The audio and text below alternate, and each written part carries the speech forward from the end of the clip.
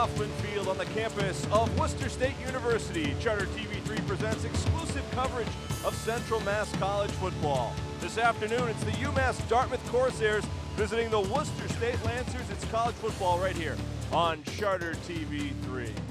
And hello, everybody. Welcome down to the field, Coughlin Field. Andy Lacombe alongside Dave Bolduc today. And Dave, it's a beautiful day for football. Worcester State started their season 3-1. Things were looking good. They've scuffled a bit, but coming off a bye week, they know with 4 games left, their season's still very much in front of them. No doubt about it. This is mid to late October, a time for you to make or break your season, and that's what both teams are trying to do today. 2-2 in league play, so the sky's still the limit, still things that they can salvage here in this season, much like yourself. Put on a tie, salvage the season, all right? We're going to certainly try, Dave. A lot of local guys on both sides of the ball. We'll highlight them for you. The kickoff is coming next.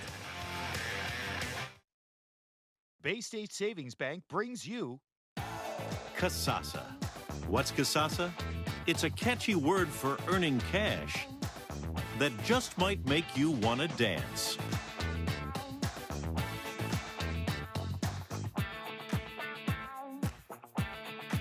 Get paid for doing simple things you do anyway.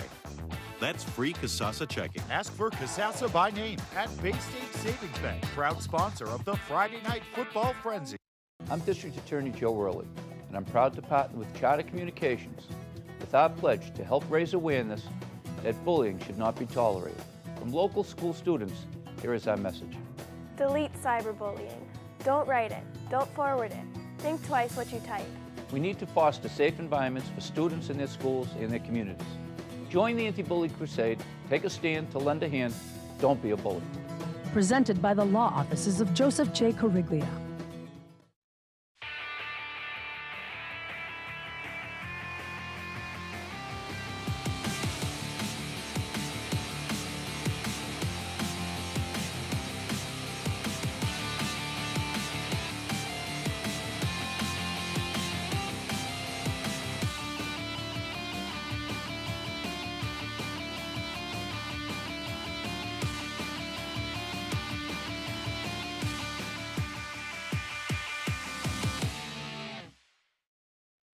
Doors. Every door is different. Every door unique. And each one tells a story. Open a door at Unibank and you'll find a unique place. A bank where we listen to you and find answers. All to help you write your unique success story. Welcome to the new Unibank. Please, after you.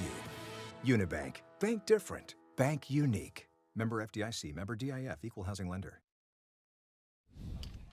Welcome back to Coughlin Field here in Worcester, Massachusetts. A beautiful day for football on the campus of Worcester State University. It is homecoming here. There's a big crowd, both here in the stadium and out in the parking lot right now as you get a look at UMass Dartmouth as they are gathered in the end zone preparing to take the field. Mark Robichaud, the head coach, in his 11th season with the Corsairs, and they come in 2-2 in the MASCAC with Worcester State. They're right there, and here's the series history since 2013, tied 2 games apiece. UMass Dartmouth won this game last year by a score of 42-26.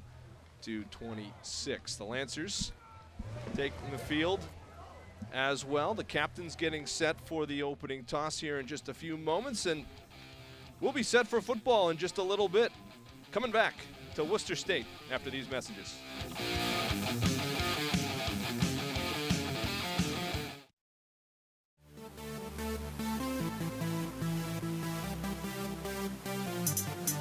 The Holy Cross football team will return to Fitton Field on October 21st for a pivotal Patriot League contest against the Colgate Raiders. We need to focus on us. We need to focus on how we play and how we execute and the type of passion and energy and excitement that we have individually and have collectively as a group. It's Cancer Awareness Day, and $2 of every discounted ticket purchased online with the promotional code KICKCANCER will benefit the St. Vincent Hospital Cancer and Wellness Center. It's also Bobblehead Day, and the first 2,000 fans in attendance will receive a free Khalif Raymond bobblehead doll.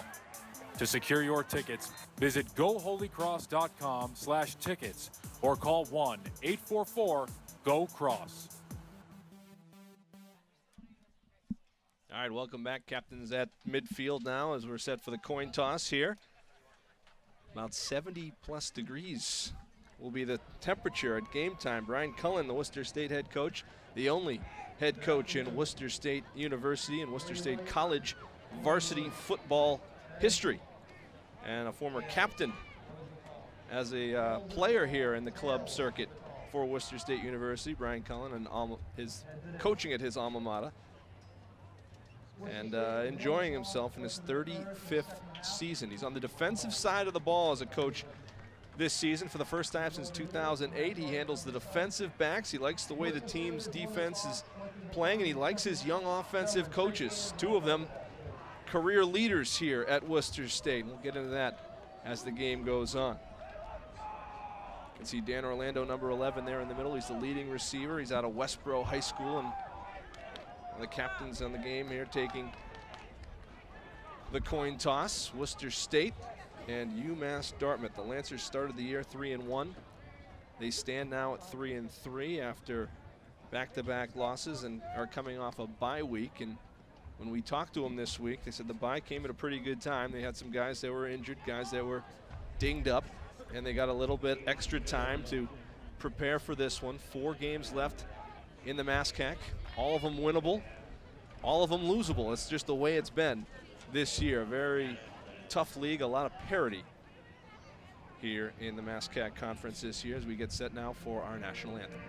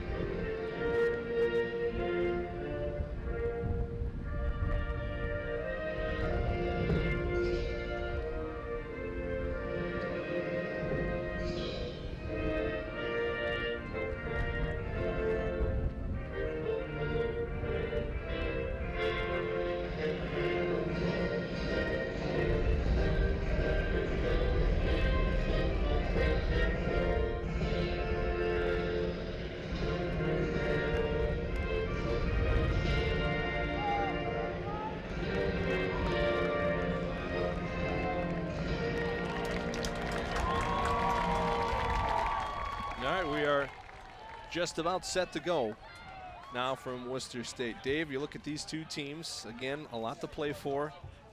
Worcester State this week talked about, UMass Dartmouth. I'm not really looking at these two teams right now. They still have those tailgating festivities that are going on. That's what you're looking at. It's a little distracting. I'm not going to lie. It's been a great take to see during the course of. We were down with the crew earlier, setting up and everything, and they basically had to sweep and flush out all the parking areas so they could create this atmosphere. And now we've seen it come to life. And yeah, security was high for to say the least when we arrived at Worcester State University today. Had my briefcase checked on the way in for my notepads. But it wasn't all bad because some of the tailgating festivities extended out to June Street. You passed through that on your way in. There was a great atmosphere around the university here for this one, and they have quite a scene going on out there. Beautiful new facility, as we highlighted last year when we were here at Worcester State, the new Athletic and Recreation Center. And the Lancers will kick to start things.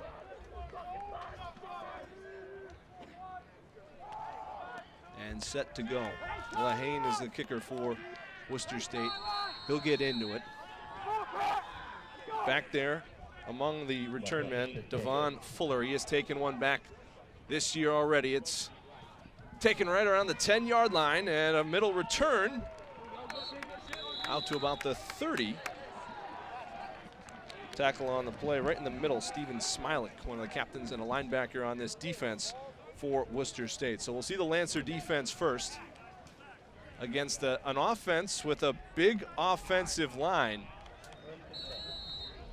for UMass Dartmouth.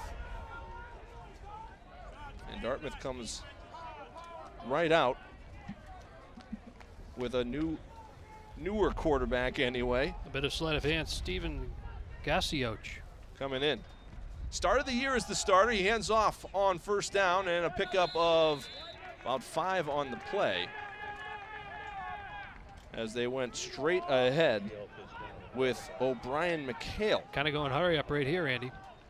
Gaychuk, the quarterback, throwing, and it's caught on the outside. Stretching, the ball came loose and out of bounds. Nice job defensively out there. Theo Bryant and the Lancer defense stopping the receiver just shy of first down yardage. So nothing to ease into for the Corsairs. They go right after it. Yeah, no huddle, quick pace. You're going to see it on both sides. The Worcester State runs a very similar style offense. 3 receiver set with a tight end for UMass Dartmouth. Gaychuk, the quarterback. Quick handoff, and it's going to be first down yardage ahead. And again, that is McHale, number 18, pounding ahead. McHale's a sophomore running back out of Walpole, Massachusetts. Doesn't have any numbers on the season. Debuting here. Gaychuk's pass complete, and a tackle broken. And on his feet down to the 35-yard line of Worcester State, Jeremy Jackson, the big 6'1" receiver. It's a beautiful ball by Gaychuk finding Jackson. He just kind of has to reach back around, so the ball not in the perfect placement, but nice job anyway by Jackson, picking up good yardage. Pistol set, the handoff right back up the middle. Not much there. You know, coming into this game, the Lancers were looking at that big offensive line led by Quinn Fallon and Antonio Mitchins up front for UMass Dartmouth, but they were looking at Michael Slaughter, the leading rusher on this team, number 1, and Amby Bambos, who's out of Worcester but played in Fitchburg.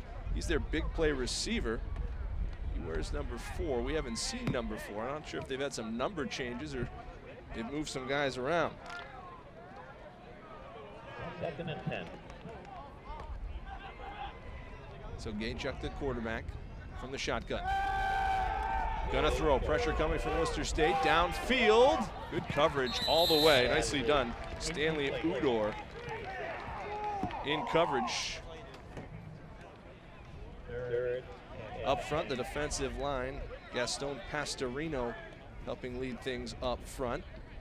Mike Quinn, the leading tackler out of Northbridge. Stephen Smilik there as well, with Mike Gomes in for an injured player. We'll talk about Eric Nunez in a little bit. And Rafael Guzman, one of the leaders in that secondary. We just saw Stanley Udor make a nice play defensively as well for Worcester State. 3rd and long coming.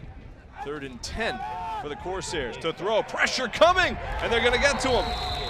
Udor with the sack of the quarterback. Back to the 39-yard line. They brought the safety blitz. You know, you can't always tell, but when you see Udor coming off this edge here, man, he just explodes. He sees the quarterback in his sights, and it's over before they even know what happened. They list him as a linebacker. He plays like a defensive back, safety position in this modified defense. The punter on, and the kick high and angling towards the corner, and it's going to get into the end zone for a touchback, Worcester State. This offense will get the ball and take the field for the first time. The defense bending but not breaking there on that first series. Yeah, they kind of stemmed the tide there. So, you know, they come out, of course, said boom, boom, boom, we're going to hit you with this. And then, so finally the Lancers were able to hold the line. The line play was important because they stopped them on a couple of rushes, which kind of, you know, budded the momentum of UMass Dartmouth. And now they get the football back on their own 20. And we'll get a first look at Noah Brum, the quarterback for Worcester State this season. He's thrown for almost 1,700 yards on the year, 16 touchdowns. Shotgun set, throwing right away, complete over the middle, Marr. And that is big Jacob Marr, the second leading receiver on this team. His 26th reception, and it's good for big yardage out to the 39-yard line and a first down. You know, they're always looking for those types of plays, drive starters, and they've got one right there. Brum throwing, looking out. Oh, that was almost intercepted. Nicely done, Jake Tavares. Nearly got it. They were trying to swing it out to the running back, and Andrews, and Tavares was not fooled. jumped it. That ball was up in the air a little too long, I think, for the offensive coach's liking. 2nd and 10. And you touched upon it. Brum has the 16 touchdown passes, also with the 14 picks, though. He's got to work on his consistency. Going downfield for Marr, and it got crossed up on the route. Out of bounds, incomplete. 3rd down coming. Up front, Chris Wallace is a all-star offensive tackle for this Worcester State Lancer offense. He and Merchant really anchor the line on the left side. Ponce de Leon is a local guy out of Shepherd Hill. Dexter Andrews, the leading rusher. Preef Pryor, Catanzo, and Marr in Orlando among the guys you'll see. They're thrown on 3rd down. They go inside screen to Orlando. Orlando to the outside now. He cannot get out of the 2nd tackle. Pickup of about 5 on the play, but it'll bring up 4th down for the Lancers. Couple of Wachusett Mountaineer defenders on that defense for UMass Dartmouth. We'll talk about them in a little bit, but Brandon Miller and Scott Tupper help lead this group. To punt now is Marquise Harmon. He's done a really nice job this season. Rush coming, it's blocked, partially blocked. It gets away, takes a Worcester State bounce, and will still end up right about the 39-yard line of the Corsairs. UMass Dartmouth brought the heat and got a piece of it. 39 yards. Let's see who finally gets in here. Was it 46? Was it Moyes Rainford? He does a tremendous job. They brought the house at the punter and just did. Well, the protection kind of collapsed on that left side of the line, allowing for the rush.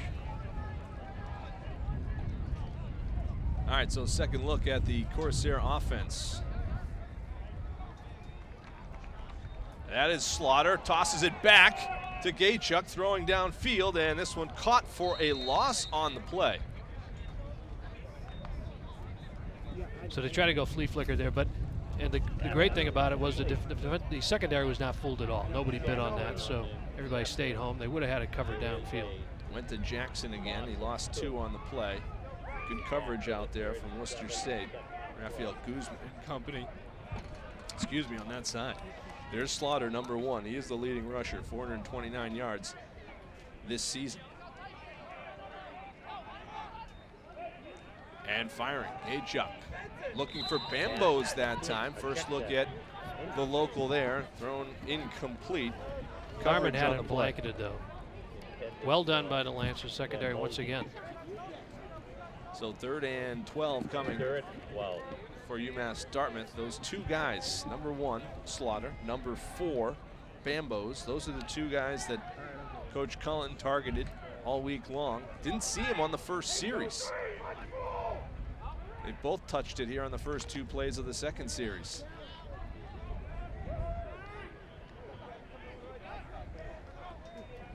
Gaychuk. The give is to Slaughter. Slaughter breaks the tackle, breaks free, and has got 1st down yardage over midfield. Just kind of bouncing around, water bug style run. And a 1st down for UMass Dartmouth. Slaughter averaging about 6.5 yards a carry. Well, you see it right here, why he's averaging 6.5 yards a carry. Look at these feet kind of tiptoeing through the tulips. I mean, there's some traffic here, and he just bobs and weaves. Here we go, 1st down. Gaychuk firing on 1st down. Got a man, and it's Jackson. He's slammed back. See where they get forward progress for maybe a yard.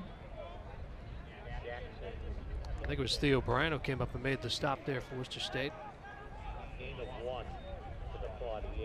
Theo Bryant, 40 tackles. 2nd on the team defensively behind Mike Quinn, the leader in the linebacking core. Brian Cullen really likes the way his defensive backs are playing. Of course, that's the position he coaches. But they have a good group despite some injuries in that linebacker and safety department. Gaychuk firing over the middle, complete. And a 1st down inside the 30-yard line. It's Jackson again, the favorite target to start. He picked up about 12, and it's a 1st down. Jackson's pretty sneaky here. You know, he kind of fades off and then darts down into the middle where it's kind of soft on that defense. And you know, you could tell that Jackson's the guy that's going to be able to move the chains. Every offense needs one. They've got one here. The give is to Slaughter. He jumps over a down lineman and picks up a yard or two, gets hit in midair. McQuinn right in the mix there, the linebacker out of Northbridge, and told Brenna Wilson this week that he's feeling good. He was injured last year, really banged up his last 2 or 3 years at Northbridge, had surgery in the offseason, one of those high school years, and still one of the better linebackers that we've ever seen in Southern Worcester County, and he's carrying on here at Worcester State. Gaychuk fires complete over the middle and inside the 15-yard line. And that's Adam McLaughlin, his 6th reception of the season. Yeah, it's a trouble here because they kind of get drawn in for a minute. He just slides out of the slot, boom. He's got pretty good size as well, but certainly wasn't an issue there, wide open. Gaychuk keeps it on the option, and he's going to tuck his way close to first down yardage. They're still fighting for feet. And we'll see where they spot it, close to the 5-yard line. Little run pass option look there from UMass Dartmouth, and Gaychuk picking up some good ground. Yeah, he shows a little bit better athleticism than I would have given him credit for previously, Andy, on this rush. So gets some positive yardage, sticks his nose right in there. Well, before he was dinged up, he is the 3rd leading rusher on this team, 132 yards on the ground for the quarterback. Give this to Slaughter up the middle, touchdown. Corsairs are in for Michael Slaughter, the leading rusher. It's just his 1st touchdown of the season.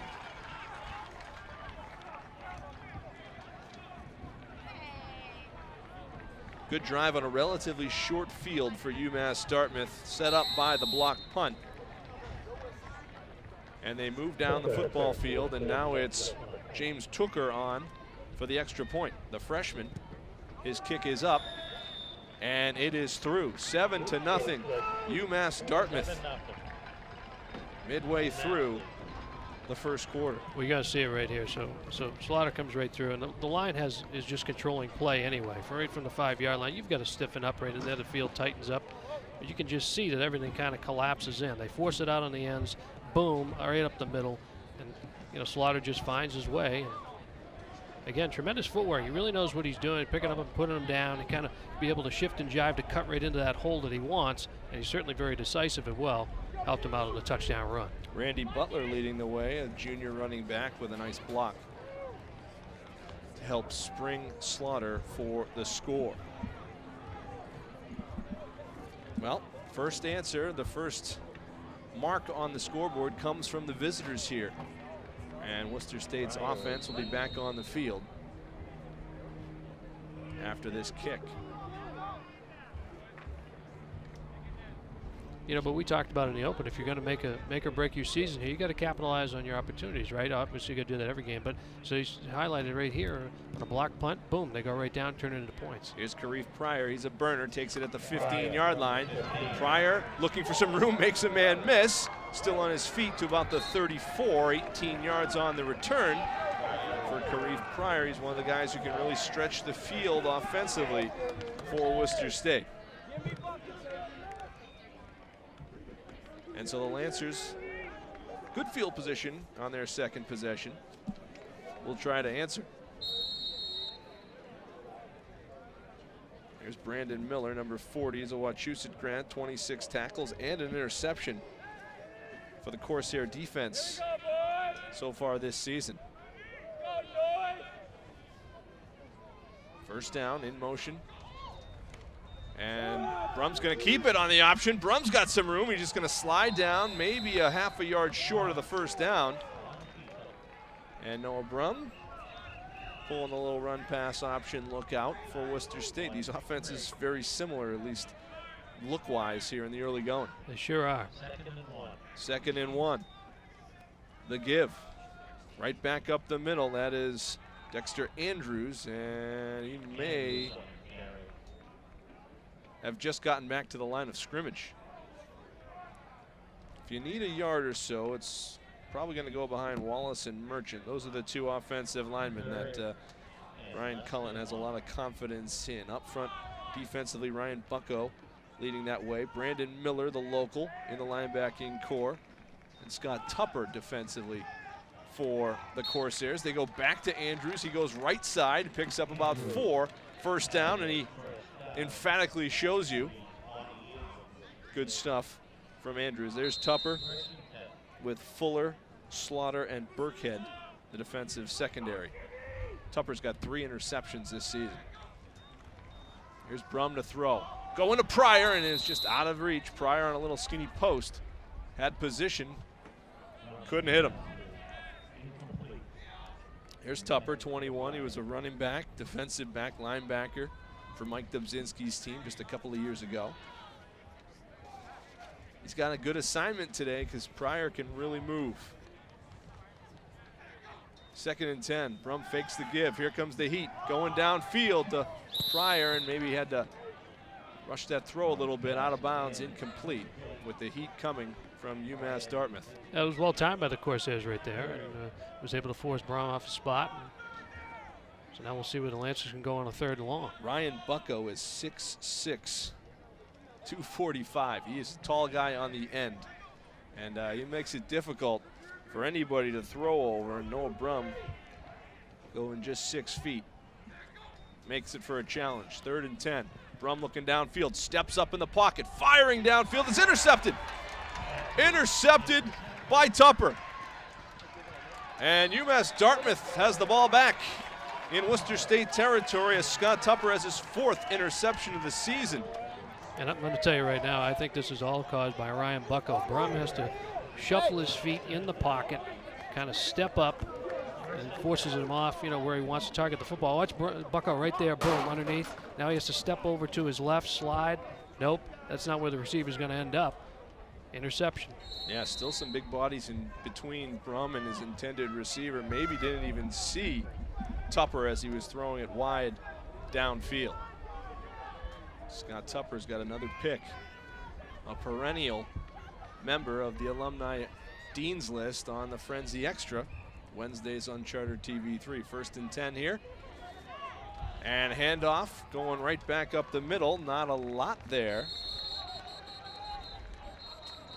Jimmy Hurdle, Jr., out of Tewksbury. And Hurdle's the 2nd leading rusher on this team. Maybe back to the line of scrimmage, and that's it. Smilik right there in the mix defensively. So there's Ambi Bambos out of Fitchburg. He is their big play receiver. He's got a 77-yard touchdown this season, more than 600 yards receiving and 7 touchdowns. They like to throw go routes to him, so they'll always shade a safety like will Worcester State.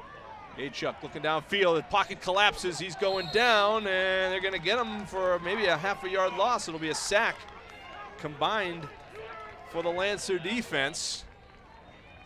Bruce Johnson was in the mix. But this is all coverage sack. This is the secondary that's keeping him in the game at this point, and everything. There's not enough time for him to elude the rush here, and finally it just collapses upon him. So good job once again by the Lancers secondary. Coming up on 4 minutes left here in the 1st quarter.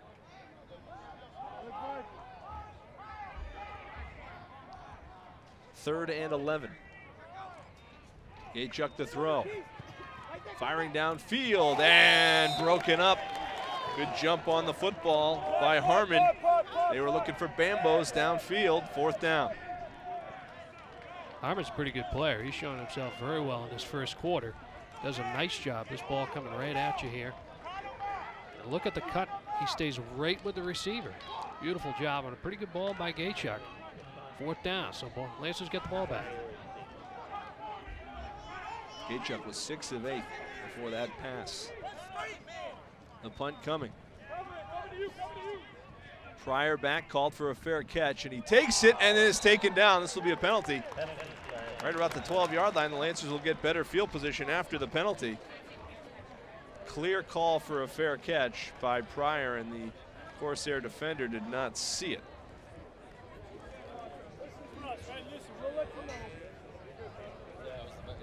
I think everybody was stunned here in the stadium when we saw he was actually going to tackle him. And I mean, it wasn't a hard tackle, but of course the and if you see the call was made.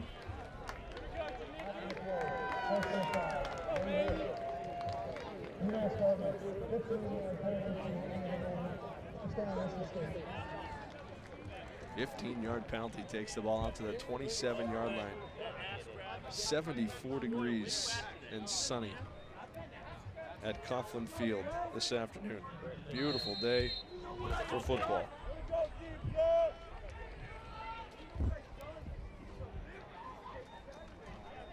Brum throwing, got a man, Marr's loose over the middle. There's Mini Gronk, as they call him, down to the 49. Well, this little hit pass. 22 on the play. Sorry, Andy, this little hit pass is just easy money for them right now, and something hopefully they can go back to many more times today. But Marr does have those Gronk characteristics, I guess, now that you mention it, now that Cullen has mentioned it to you. And Mini Gronk. I mean, he'll take it.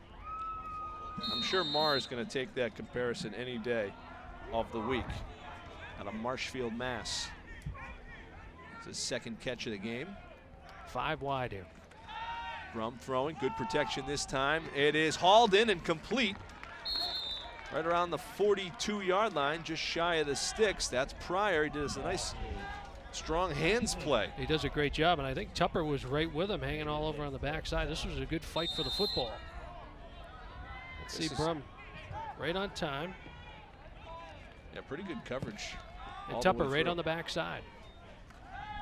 They give him a first down. They go back to Pryor on the inside. He makes another catch. Excuse me, that's Andrews on the far side.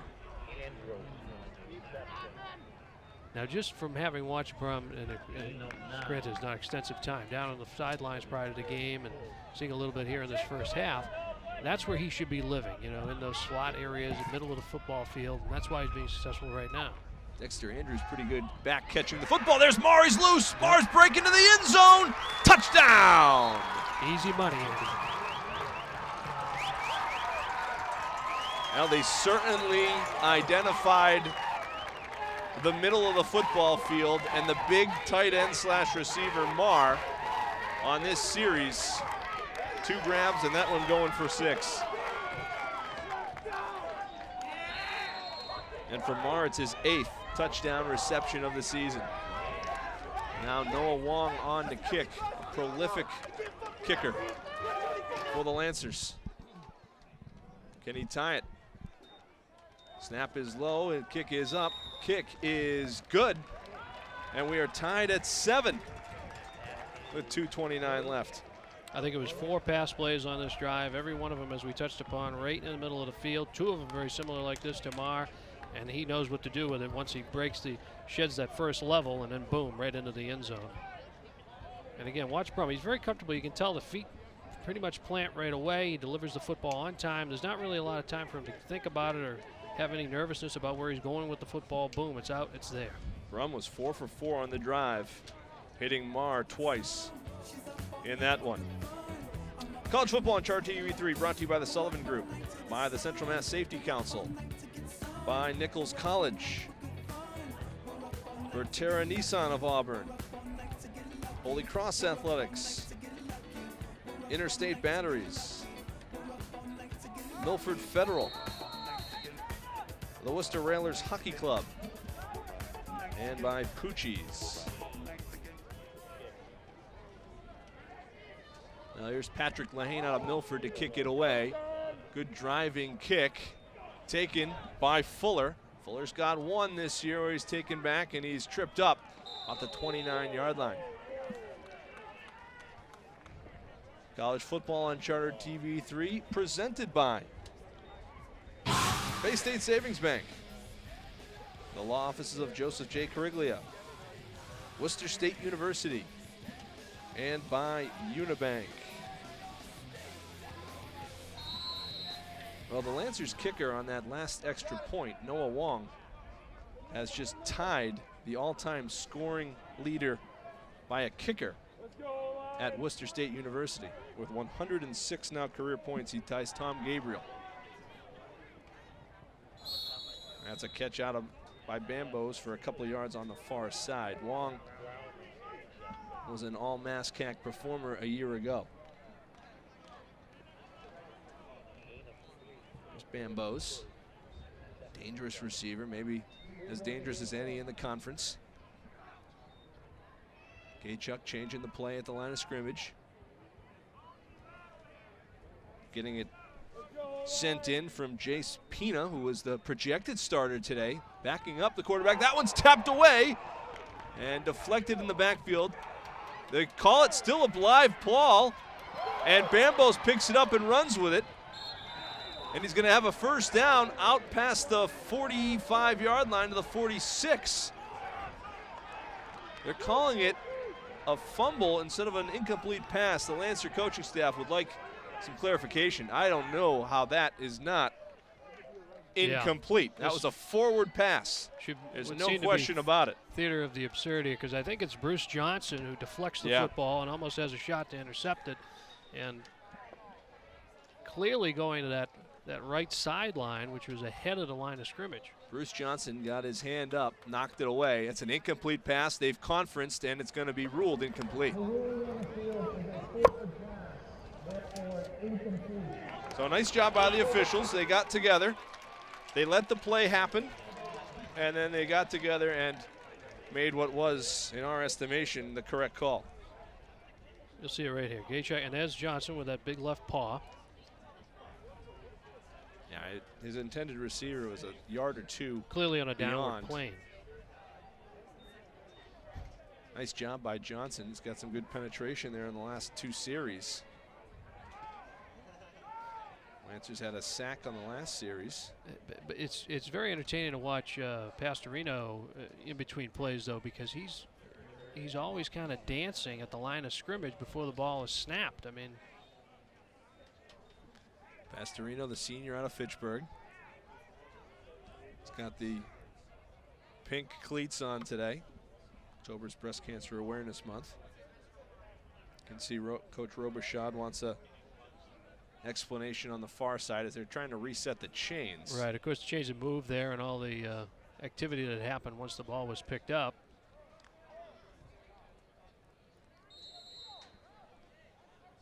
So when all's said and done, it's going to be a 3rd and 7 coming up for the Corsairs offense. Stephen Gaychuk has the call, and he's breaking the huddle, and here we go. Shotgun set, 3 receiver set, and now in motion goes Slaughter. Gaychuk throwing, looking for Bambos. Incomplete. Didn't really have a chance. High and wide. Harmon again in coverage.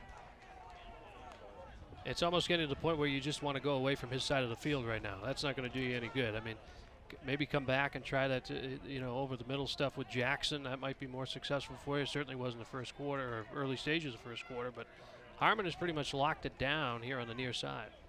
It almost looks like UMass Dartmouth was setting up the plays to Bambos by going to Jackson on the other side in their first series and a half or so. The punter on, the kick is away. Pryor has it at the 38. He's got a little seam, and he runs out of bounds. Let's see, just shy of midfield. They're going to mark him down, or out of bounds rather, at the Worcester State 49-yard line, about 12-yard return. But things definitely with the Lancers right now. So the game is turned. They get that first touchdown. Boom, boom, boom, right down, working the center of the field. And now not a big kick there and a decent return. And they're set up above midfield. Jimmy King, the center, leads him out onto the football field. And see if Worcester State, with 4 receivers now, can capitalize on another short field. I think they got a man to jump. Hunter Popow on the outside, running good yardage down to the 35 of UMass Dartmouth. There is a flag. We'll check it, believed to be offsides. Popow with a 16-yard run. Offside. Defense, number 90. Penalties decline. First down. And for Hunter Popow, he is coming off an injury and a good power runner to get back into the mix for Worcester State's offense. They give it to him again. Same play. Pow going for first down yardage again. He's inside the 25, about the 23, 22-yard line. Another big gainer. I just hope they keep giving him the football. I like hearing you say paw. Yeah, paw. They're back there in the pistol with paw. Orlando to the near side. Marr on the far side slot. The throw tipped up in the air. It's going to be incomplete, almost intercepted. No, it is intercepted. It will be picked off. Picked off on the far side by Hunter Floyd, the sophomore. Well, they try to set up like a pick or a screen almost with the wide receivers out on that far side. But what happens is because there's too much traffic, so now it's off of Lewis's hands into the air, and he does almost drop it, you're right, but he does manage to hold on. Floyd with the pick. It's the second of the game for this defense. That would have been interesting to see because 89 Lewis, you pointed him out, he's some sort of track star, correct? He is a national high jump champion in Division III college as a freshman. He clearly was going to have some room to maneuver had he been able to come down with that ball cleanly. And the handoff comes back up the middle and stacked up after a couple and thrown back. Matt Mitchell, the runner. And so I think they've switched it up again. I think Pina's back as the quarterback now for the Corsairs as well. Yep, Pina is the quarterback. See Mike Quinn getting in there with the suplex at the end. Pina running a little option out to Mitchell. Mitchell the outside. Oh, man. What a stick on the outside, and there's some bodies down on the UMass Dartmouth sideline.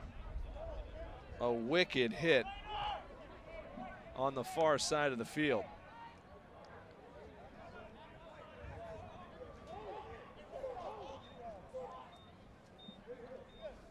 Check the number, but it looks like it's Mike Quinn on there on the far side. There was a wicked collision out there.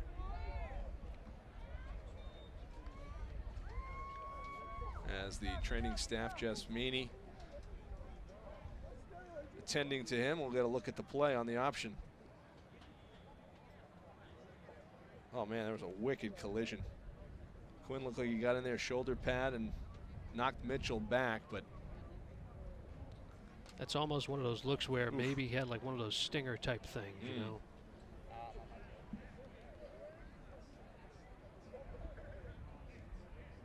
Well, they continue to tend to him there on the far sideline, and yeah, maybe you're right, Dave. He's up. You see him kind of favoring that right side a little bit. Quinn's a tough kid. I mean, he's dealt with a lot of bumps and bruises and injuries over his last 3-4 years of playing football at the high school and college level, and he's coming off the field now. Just watching him every time, even if he's slapping five with a teammate or something, everything he's doing is just with the left hand at this point. Yeah, his right arm just kind of hanging down there right now. So, Jess Meany, she loves TV time. This is her time. She she does not love TV time, but we gave her 3 shout-outs. So she'll get to work over there on Mike Quinn. They got a great staff here. Sports medicine for Worcester State. Pina to throw. He was looking for Bambos on the outside. Incomplete. Little out pattern. Nothing there. 4th down coming, and the Lancer defense doing the job. 3 straight positive possessions here for that Lancer defense. And again, it's the secondary that's really leading the way right now for Worcester State. The punt. All right, on the punt now. Finn Kearns with the kick. Takes a Corsairs bounce into Lancer territory, but good starting field position again for Worcester State at their 38-yard line. That's the final play of the first quarter. We're tied at 7 after 1 from Coughlin Field. Hockey is back. Pro hockey has returned to Worcester. Hit the ice with your Worcester Railers. Mini plans and group tickets are on sale now. Call 508-365-1750 and visit railershc.com. Hockey is back. Worcester! Become a member today for off-the-rails excitement.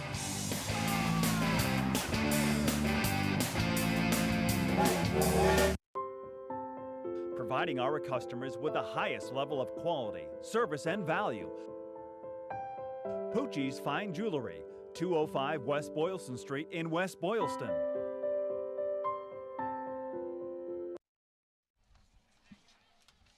All right, welcome back. The Lancer offense starts here in the second quarter. First quarter statistics, rather. Worcester State with 8 first downs and 138 total yards. 7 points to show for it with the 2 interceptions for Noah Brum. He was 6 of 12 in the first quarter with a touchdown pass as well. He's throwing here. He's got Jacob Marr. Marr's got another catch. He's taken down quickly that time out by Tony Slaughter after about 7 on the play. Marr had 3 catches for 72 yards and a touchdown in the first quarter. He's a big dude. Shotgun set for Brum on 2nd and short. Going to Pryor. Pryor tucks away and has a first down inside the 40-yard line. Did a nice job to tuck inside the defender and then almost squeezed free there. It's all about the seams, Andy. That's where they've been able to make their money, and that's what they're doing here in the second quarter. Brum calling it out. 4 receiver set. Fakes the give to Papow, and that one is deflected down at the line of scrimmage. A big defensive line for UMass Dartmouth, knocking things away. Jake Tavares in the mix there, number 49. I think Pena Vargas might have been in the mix as well. You can see that big hair, lock of hair he's got going in the back. Yeah, Raziel Pena Vargas. He's got a sack on the season in his defensive end position for UMass Dartmouth.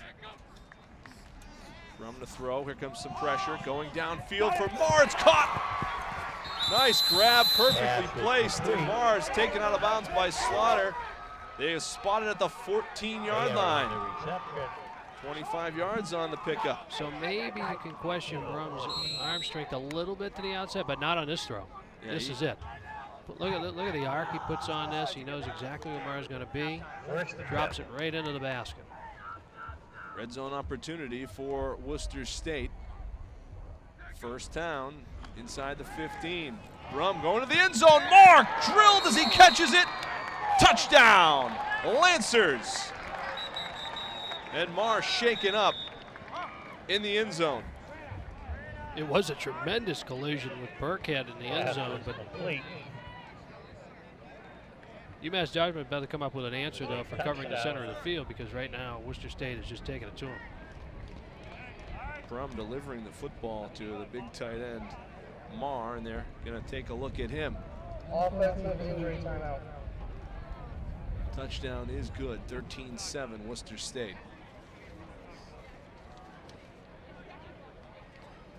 And more work for this training staff. UMass Dartmouth had a player injured in the pregame.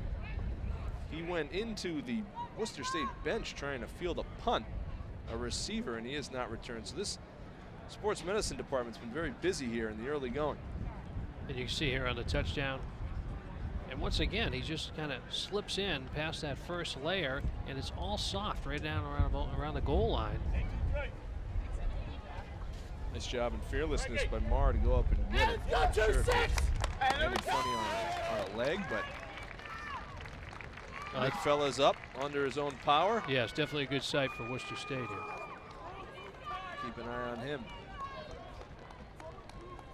on the next series. And now Noah Wong out to attempt an extra point. And he's got good Marr, that is, plays, you know, with good size anyway. I mean, he's got a good size to him naturally, but he makes himself bigger as a receiver, which certainly helps out the quarterback. Long to give the Lancers a 7-point lead. They're offsides as UMass Dartmouth. The kick is up, and the kick is through. Noah Wong is the all-time scoring leader for a kicker at Worcester State University. Worcester State is up 14-7. We're back with more after this.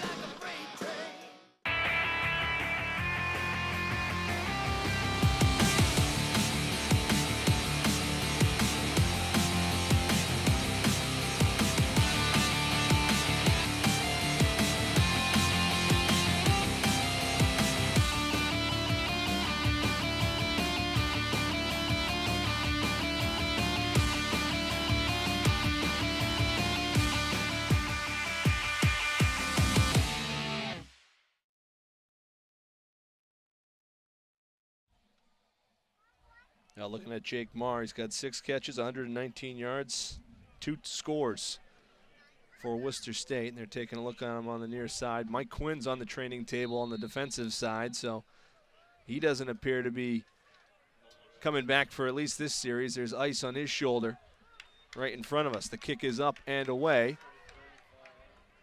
And UMass trying to take it back a little ways, and they're going to be drilled right about the 28-yard line. And again on that return team, nice job by the Lancers of Worcester State. They're kicking away clearly from Fuller and letting Jimmy Hurdle try to beat him there special teams-wise.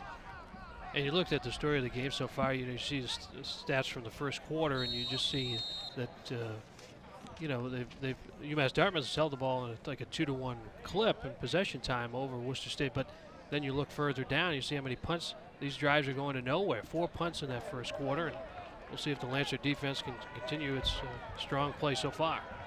All right, looks like Gaychuk's backed in there at quarterback. And the give is to Slaughter. Slaughter spins away from a hit in the backfield, able to pick up a couple. And stopped up there by the center of that Worcester State defense. Mike Gomes in around the tackle.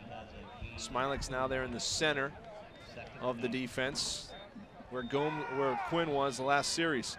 Gaychuk throwing downfield, looking for a man, and off the fingers and incomplete. Stanley Udor was there defending and knocking that one away from Hurdle. He was there. Was he there a little bit earlier? This is a great ball by Gaychuk. Udor, you kind of see the left hand on the back of the jersey. He may have got away with something there, but just the same, the Lancers will take it. All right, so 3rd and long. Been a bunch of these already for UMass Dartmouth in the early going. Fake the give, complete to Bambos. He's got a first down to the 39-yard line. Hit on the play by Theo Bryant.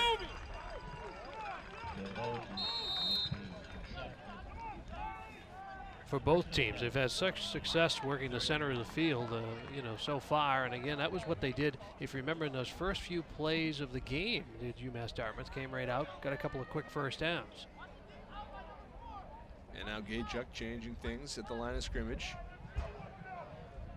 Worcester State showing pressure, now backing off a little. And they fake the give. Gaychuk eludes one. Still on his feet to the 40, and not much there, maybe the 41-yard line. Big Bruce Johnson blowing that one up. Taking him down. Gus Ramstrom there as well. Reserve linebacker into the mix. 2nd down coming, 2nd and 8.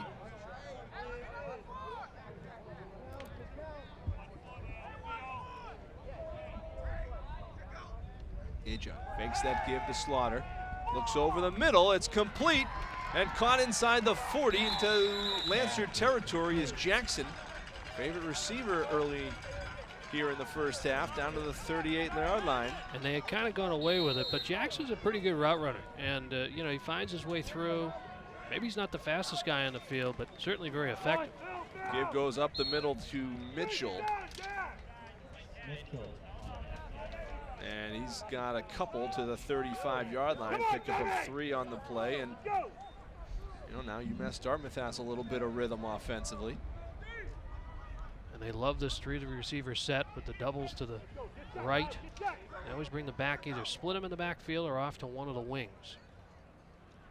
This is their base, and of course I can't imagine it's ideal to have the quarterback rotation, but sometimes you do it out of necessity.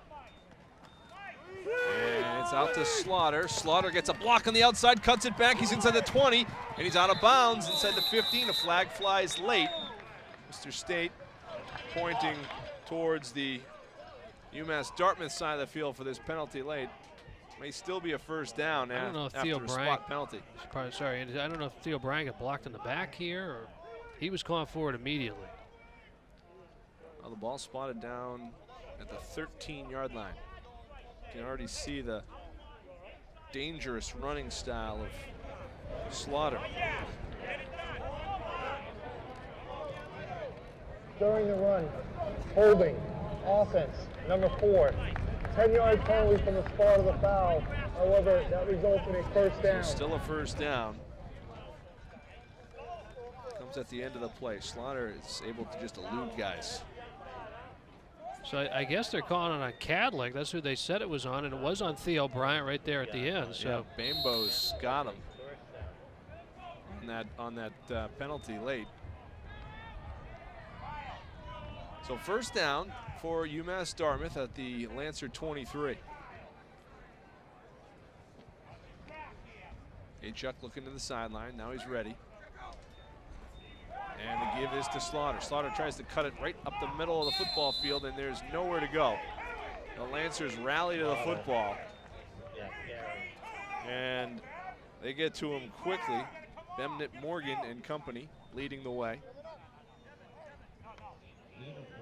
See number 34, Kyle Driscoll, out there as a linebacker on the weak side, former David Prouty star. How much fun is Cullen to talk to during the week?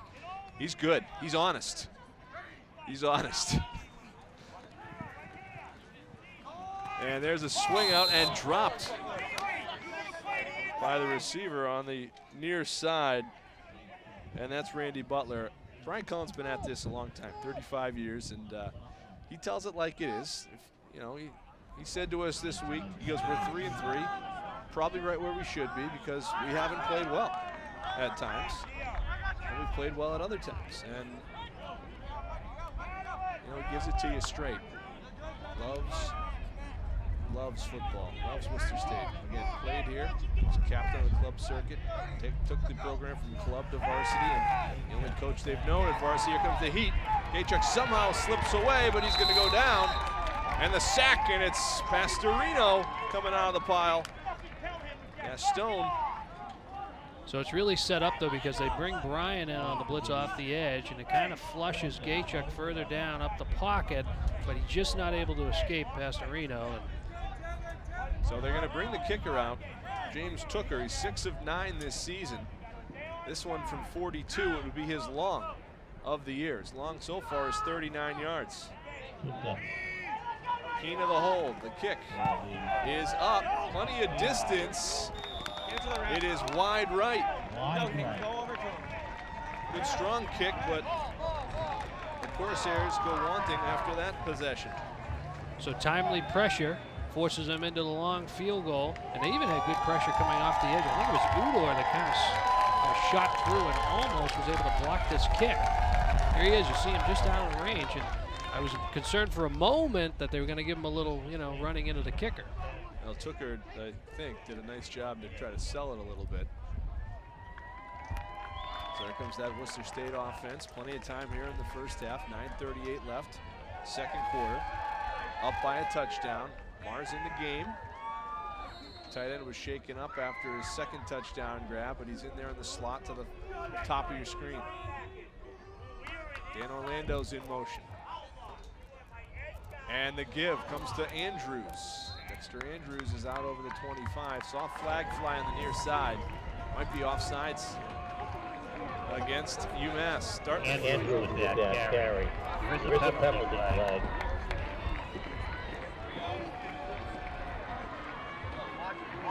Offside. Defense, number 90. 5-yard penalty. Well, it's going to replace the 59. Basically free play for Worcester State. It'll be 1st and 5. Mentioned Kyle Driscoll on that last play defensively. Great athlete, playing as a freshman on the defensive side of the ball.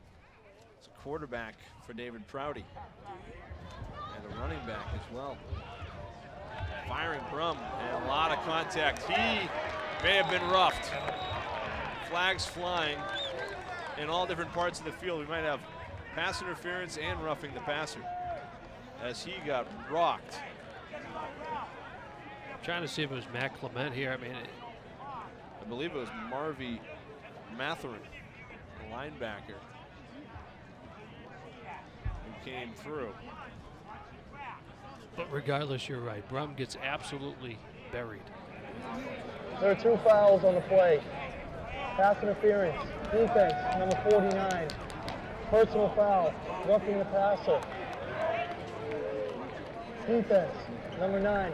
That 15-yard penalty results in an automatic first down. An number 9. I think it's number 8, Marvin Matherin, a linebacker, coming free. It's close, but maybe he got him up around the head. I don't know if it was a timing thing, but it's a personal foul, roughing the passer. Goes against UMass Dartmouth and gives Worcester State another 15 yards. 20 yards of penalties to start this drive for the Worcester State team. To their benefit. They go with a little jet sweep to the outside, picking up good yardage. That's Connor Amon, senior wide receiver, seeing his first touch here in this one. And this is a good changeup. I mean, if you don't have the best confidence in your line, per se, in your rushing game, well, that's another way to rush the football. So, good little changeup as they've had such success throwing. Rum firing to the outside, complete. And that is Karif Pryor with another grab and a first down into UMass territory. Ball's just outside the 41 of the Corsairs. Clock running. Little tempo here for Worcester State. Brum downfield firing, and he may have rushed that one a little bit because the big fella, Ryan Bucko, was coming. Looking for Pryor downfield. Pryor just doesn't know this ball is already on its way by the time he has his head up. So Adam Peliquin is the offensive coordinator and quarterback coach for the Lansard team. And then also on the offensive side, coaching staff, you have A.J. Sarah and Kamani Jones, 2 record-setting offensive players for Worcester State in recent years. Downfield is Brum, and they broke off the route. It'll be incomplete. Closest man was Tupper. Kamani Jones is the all-time leading rusher. He handles the running backs within 3,000 yards on the ground. A.J. Sarah, 3rd all-time receiving yards and most touchdowns receiving. Kid out of Marlboro. 2 young coaches, Brian Cullen along with Peliquin, relinquishing the offensive duties to take over the defense. Here's Pryor. Pryor's got speed to the outside. He's going to the end zone. Touchdown. Karif Pryor. 42-yard touchdown reception. Well, this is one of those times when you never know if the play is the right call. This was the right call. So they had set them up pretty well, pass. And then eventually let everybody just go on a jailbreak screen here and dump it off, and Pryor does the rest. So Peliquin, the offensive coordinator, is an O-lineman. And you got a receiver and a running back running that offense, former guys that played for Brian Cullen, and doing a nice job here. They've drawn up the offensive game plan tonight, and looking at 3 scores already. Wong's kick is through. He continues to be solid. Here's a look. You see Brum, and you can just see the release. All the defenders coming in and closing in on him. He just gets it right out. And Pryor has no problem because he's got plenty of blockers already out in front to pave the way. Watch the line. Yep. Oh, here we go. Good He block buries on, the first block guy on the outside. right at the point of attack. Ponce de Leon downfield as well, discovering the fountain of youth. And this should show really well. You can see the release by the offensive lineman. Shalosky doing a great job. So freshman out of Nipmuc. Imagine that. Yep, Shalosky, a big name at Nipmuc Regional. And Pryor going into the end zone.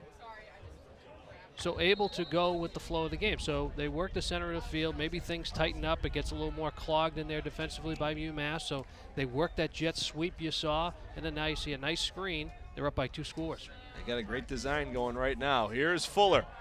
Fuller trying to get some speed to the outside. Now he does. And Fuller out over the 45-yard line. Good return for UMass Dartmouth. They're at the 47, where their offense will start.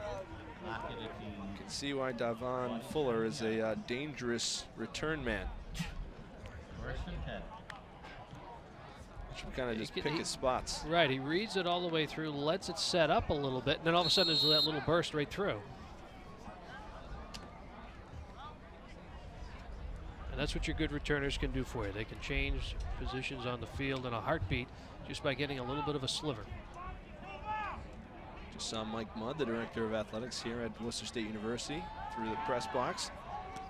Has to be happy with the start of his Lancer defense. The women's soccer team won earlier today here on homecoming. That was a completion to the outside, or inside rather, Leroy Brown, freshman receiver out of Milton. Second and short coming. All right, they've changed up some of their formation now here. Look at the grouping on the near side here with that cluster of 3. Slaughter is here on the near side, the receiver, the running back. Who also has 11 receptions. Where's on Jackson? The year. Downfield, and it is complete. That's Brown. Brown's inside the 35. Now, Andy, I don't know if this ball doesn't hit the ground, though. Didn't look all that pretty. I know Brian Cullen's complaining about it here on there. Quickly back up on the ball. Look at this bunch to the near side.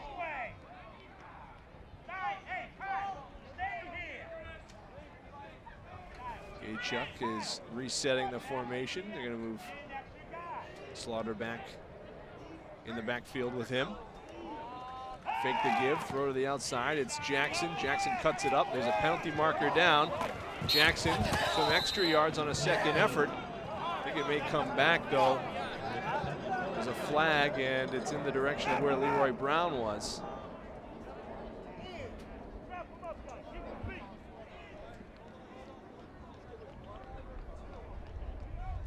JetBlue flying overhead, landing at Worcester Regional Airport, not far from here. Beware of low-flying birds. Low-flying plane. Offensive pass interference. 15-yard penalty from the previous spot. Repeat first down. So an offensive pass interference call, that's a drive stymieing type of penalty. See if UMass Dartmouth can dig themselves out of the hole here. They're going to march this one all the way back to the 47-yard line.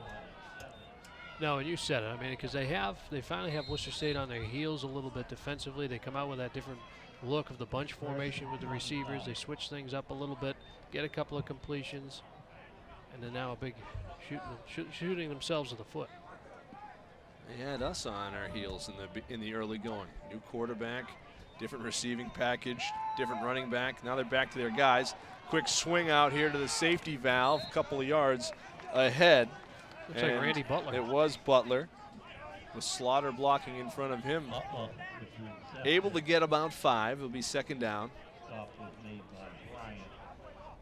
You know, I've seen some things out of Gaychuk today, so I think he does a good job of hanging in that pocket when he has to. And he stands pretty tall, and he was able to wait the rush out. Things got a little clogged up around him there when they were closing in, and he did find that safety valve. You mentioned Butler. Started the year as a starter. He's just a freshman, is Gaychuk. Hands it off to Slaughter, gets a block, and there's nothing there as the Worcester State defense leading the way through. Good surge from Zach Bratt, number 51, and Smilik was in the mix as well. Nice job all the way through. Gus Ramstrom there and on relief.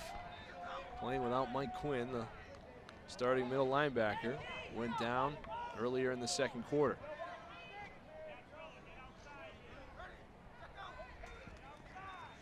And Slaughter's going to throw the football, running, and he's got a man about the 30-yard line. That's McLaughlin. It's a different look. That was an Handoff incredibly throw. different look. I mean, you're I don't know not if going I've to seen see that. it. No, we can safely say we haven't. You can tell Slaughter doesn't throw the ball all that often, but able to pick up a couple more. Now it's a 4th down situation. It's a little bit more manageable. 4th and 6. They had 1st and 25 just a few plays ago.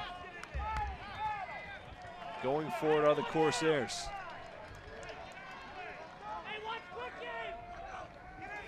Gaychuk to throw. Pocket collapses. Gaychuk's rolling, throwing downfield. He's got a man wide open. Touchdown.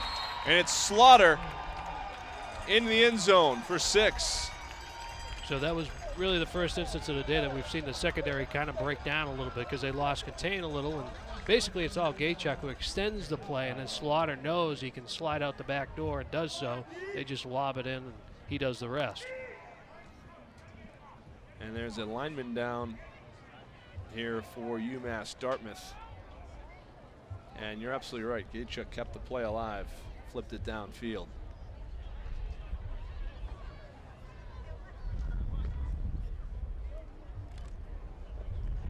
But that's a good answer by UMass Dartmouth. I mean, it's 21 unanswered for Worcester State. Certainly needed. And back come the Corsairs. So something there. Mike Tinlin is the offensive lineman who's down out of Pembroke. And they'll get him up, Tinlin, and walk off. He's favoring the left shoulder, left arm. You're still hungry, right? Yeah. Now You're still hungry. Took her on to attempt the extra point to try to make this a 7-point game. Yeah, an absolute, maybe not a must, but certainly a momentum changing answer perhaps for UMass Dartmouth. It was all Worcester State until that point. Tooker's kick is blocked. The block from Ramstrom, 35, blocked it down, and it's a 8-point game. You can see how Gachuk was able to get flushed out, but then Slaughter did a nice job because originally that's just a little out and up, and boom, he explodes all the way to the end zone. And you really can't fault the defensive secondary because they've covered for that point at 5 or 6 seconds. You see now Gachuk just gets flushed over to his left. You know, he does a nice job. I mean, just a freshman, you say, and yeah, slides over. He's got a big frame to work with. Did a nice ball, nice job delivering that ball on the run. Good size, 6'2", freshman out of Tiverton, Rhode Island. Small community in the Ocean State. Playing for Coach Robichaud's club.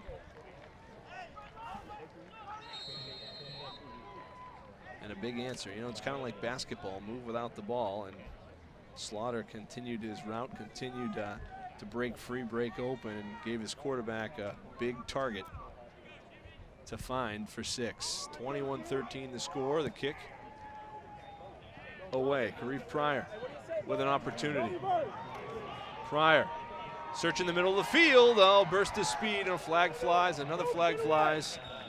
Pryor's down just over the 40-yard line, but you get a sense this will come back a little bit.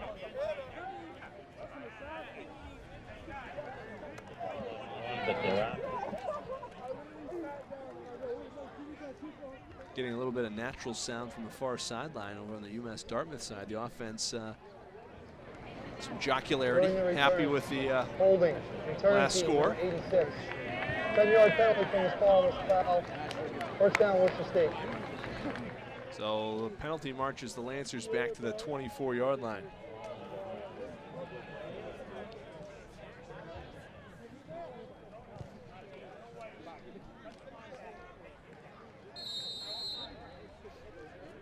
And so here they come right back on the gas pedal, 5 wide. Noel Brum's already thrown for more than 200 yards, 3 touchdowns, 2 interceptions here in the first half. Gives it to Andrews. Andrews tries to work the corner, cannot get away. It's a great job from by Brandon Miller.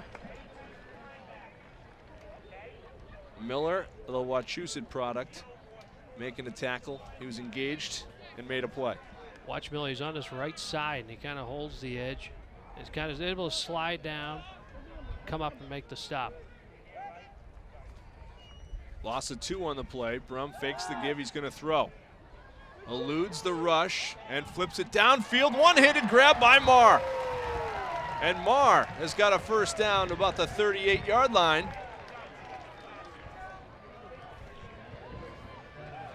One-handed grab with Hunter Floyd on him. Brum sliding down, and Marr with that one-handed catch. He really is a lot of fun to watch. He has been a dominant force offensively for Worcester State in this first half. Just do not have an answer for him. The give is to Andrews. Andrews with some room on the outside. Stiff arms away. Takes a hit, but he's into UMass Dartmouth territory, the 48-yard line. Pick up about 14 on the play, and there is an injured UMass Dartmouth player behind the play. Andrews is fun to watch, though, too. He's kind of a beast when he gets in there. I mean, he likes to move his feet and give you some juke moves, but well, he's a big force, and you just kind of He's like a back that Hank Stram would have loved, all right? I can just remember that saying, matriculate the ball down the field. We'll just give it to Andrews and see what happens. Hank Stram. The injured player looks to be Zach Rodricks for UMass Dartmouth. Sure have had a lot of guys dinged up so far in this one.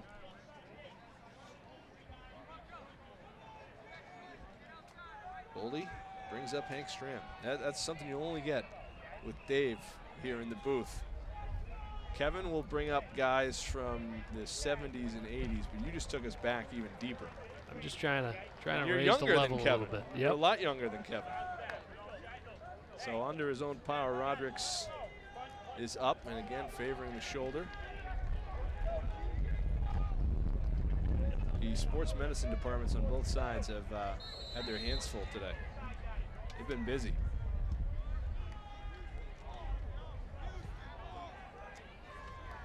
He's not up here in the booth, but I can still hear Tom Cullen from here talking to his defense. He is one of the great animated coaches in the game. The give is to Andrews, gets a nice block. Andrews biding his time and is spun by the head out of bounds. About the 43. And a good aggressive tackle from Burkhead. Andrews delivers a pretty good stiff arm here at the end of the rush as well.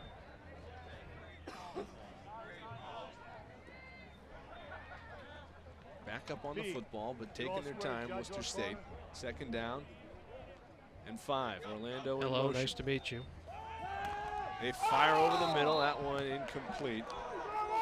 And that one really kind of broke down quickly. They were looking for Frank Catanoso. Not to be confused with Frank Catalanodo, former Toronto Blue Jay. 3rd and 5 coming for the Lancers.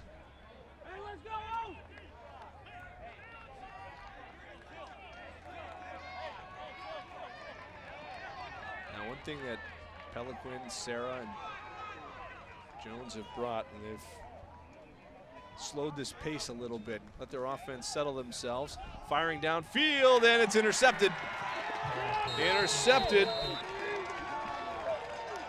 Tony Slaughter there, making the play at good position on the Worcester State receiver and makes the play. So you could almost feel the uneasiness before the play call, okay? So the time in the game and where they wanted to go, 3rd and 5 place on the field. Well, that confidence or lack thereof kind of shows through in the execution. Corsairs get a turnover. Now they're going the other way. Good field position with still just a little over 3 minutes to go here in the first half. It gets placed back on the Lancer defense to see if they can get a stop. Gaychuk, the handoff is to Slaughter. Slaughter with a couple. Ran into Smilik. Smilik making a play up the middle after about 3.5 for Slaughter. I thought the uneasiness was your stomach grumbling, Dave. Well, that's going to be quelled in a few minutes when the lunch arrives here at halftime.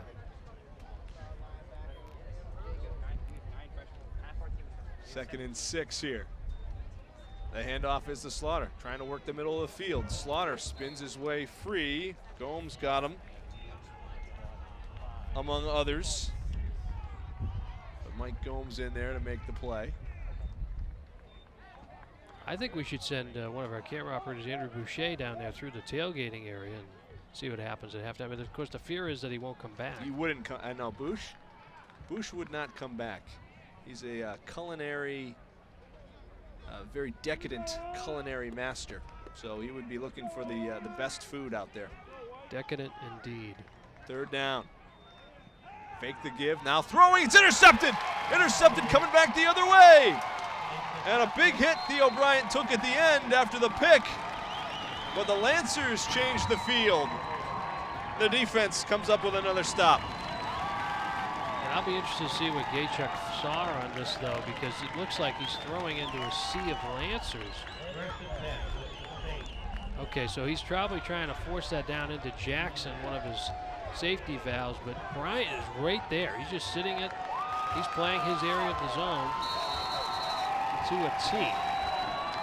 And with 1:51 left in the second quarter, Worcester State with another opportunity to put some space between themselves and UMass Dartmouth going into the room. And essentially they get the ball back, only having a minute elapse off the clock here, and basically the same spot on the field.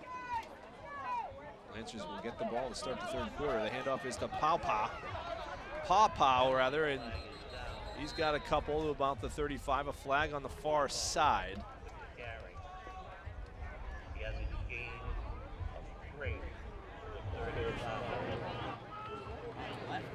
Offsides. Defense, number 56. At least the third offsides call against UMass Dartmouth here in the first half.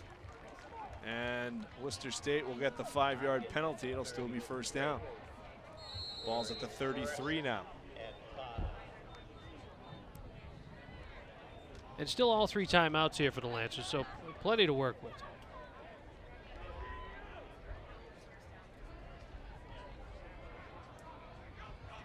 We go in motion. Canonoso, they're looking for Marr, and Marr couldn't get free. Pretty good chuck by Slaughter right at the line of scrimmage. But you see, it's a little different now. They have Matherin kind of staying home in the middle of the field, so that play to Marr wasn't as open. Might have to get a little more depth on the big fella Matherin. 2nd and 5. Brum looking downfield. It's Marr. Marr had contact with Slaughter. Throw is out of everybody's reach, incomplete. And that's exactly what it was. So Marr doesn't get a good release from Tony Slaughter, and the ball falls just out of his reach. Marr, I think, wanted a hold, but he also had a good, pretty push off there at the end. So, and I think that's a good no call. I think that's exactly what you can see here with quarterback Brum, right? So that inconsistency and why you're getting the same number, just basically about the same number of touchdown pass and interceptions. You get some really good balls, some balls. Here's Brum rolling and going downfield. Oh, and it's nearly completed by Canonoso, and the flag flies. It's a fantastic individual effort at the end to try to make the catch on this play, but I want to know which way this is going to go.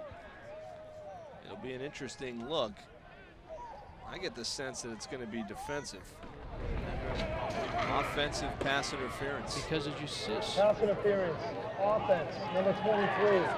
That penalty declined, 4th down. You can almost see it right down towards the 5-yard line or so, right towards the end, at the very end, where he's going to push off and then turn his body. Yeah. Kind of sends the defender flailing. Looked like there was contact all the way through, but that extra contact penalizes the Lancers. Penalties decline though. 4th down, 4th and 5, and Worcester State's going to go for it here. Why not? 4-down territory. They jumped again. Did UMass Dartmouth. This is a free play. Downfield to Marr, and just knocked away at the last minute by Slaughter. But I think you're going to get an offense. And then another flag flies as a helmet came off. And you might get a personal foul against UMass Dartmouth. Certainly had an offsides penalty, and then Tom Janicki was in the mix with some Lancers. Lancer helmet flew off.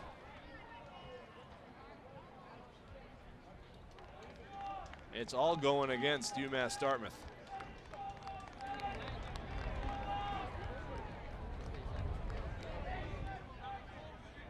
Free play for the quarterback. Why not take a shot down there? He did, and then a penalty came after the play. There are 2 fouls on the play. Offside. Defense, number 49. That 5-yard penalty results in a 1st down. After the play, unsportsmanlike conduct. Defense, number 56. Half the distance to the goal. Automatic 1st down. 8 more yards of penalties against UMass Dartmouth.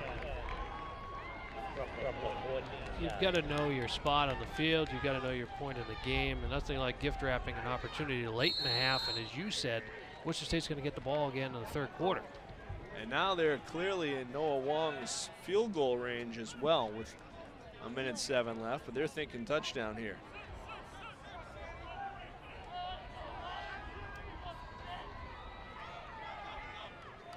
And here is Here's Brum. The give is up the middle. And Catanoso, he's inside the 5. Down to the 4-yard line. This is pretty good play design here, Andy. They come and bring it back off the left side in motion, so he kind of draws one extra man off to the right, then they flush it down to the left, pick up good yardage to the 4. He was the leading rusher in the last game against Westcon. UMass Dartmouth has taken a timeout. Their defense needs to reset a little bit here. Their backs are against the wall. You can see it right here. He just kind of slips it in underneath, and everything kind of collapsed in. Offensive line doing a pretty good job on some of these plays. They've done a good job of mixing up the play call here. You can see he has nothing but green grass in front, or turf rather. Shifty runner. And again, you see a good seal there. I think it was 68 Merchant that did a nice job at his guard spot for the Lancers as well. They really like Mark Merchant and what he brings on that left side with Wallace, a captain. They've run a lot to that group. Saw some big runs from Pawpaw earlier. Hunter Pawpaw's got 3 carries for 32 yards. Andrews 5 carries, 22 yards. That one went for 10 for Catanoso. First and goal at the 4.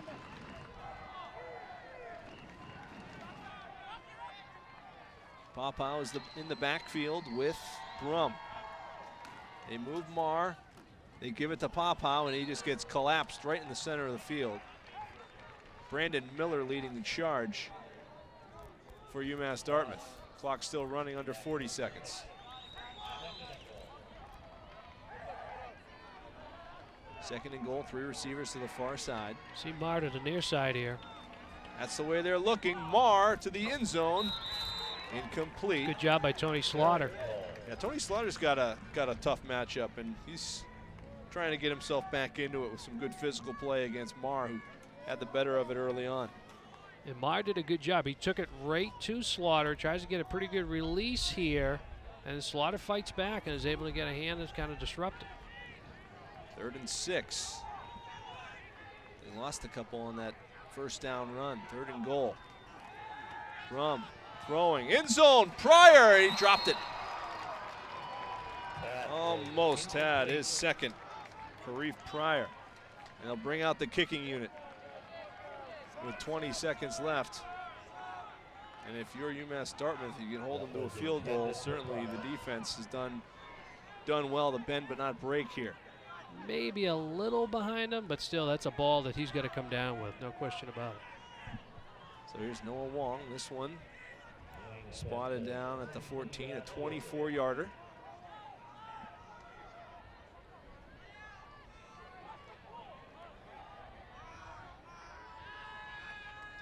Snap is there, hold is down, kick is up, kick is good. Big field goal for Noah Wong. It extends the Lancer lead to 11 points. Yeah, and a pretty good job all the way around. So Worcester State is able to, get the ball back after the turnover, and see Wong's kick right here. Wong's record-breaking day continues. You can see why he's got the points total, record here. Big, strong leg. Yep, surpassed Tom Gabriel earlier in this game for all-time scoring by a kicker at Worcester State University. I'd like to talk to him about his number choice, though. You don't like 99? I don't know. I don't know if I'm on 99. Wong's just a junior. He's got more records to set. So 14 seconds left. Lancers will have to kick. And with Hurdle and Fuller back there. Fuller's a game changer. Patrick Lehane doing a nice job, the kickoff guy, in place of Eric Nunez, a linebacker and kicker who's out with an injury. This one taken by an up back with some room. Close to midfield and down to 6 seconds left. Corsairs will get the ball about their own 49-yard line.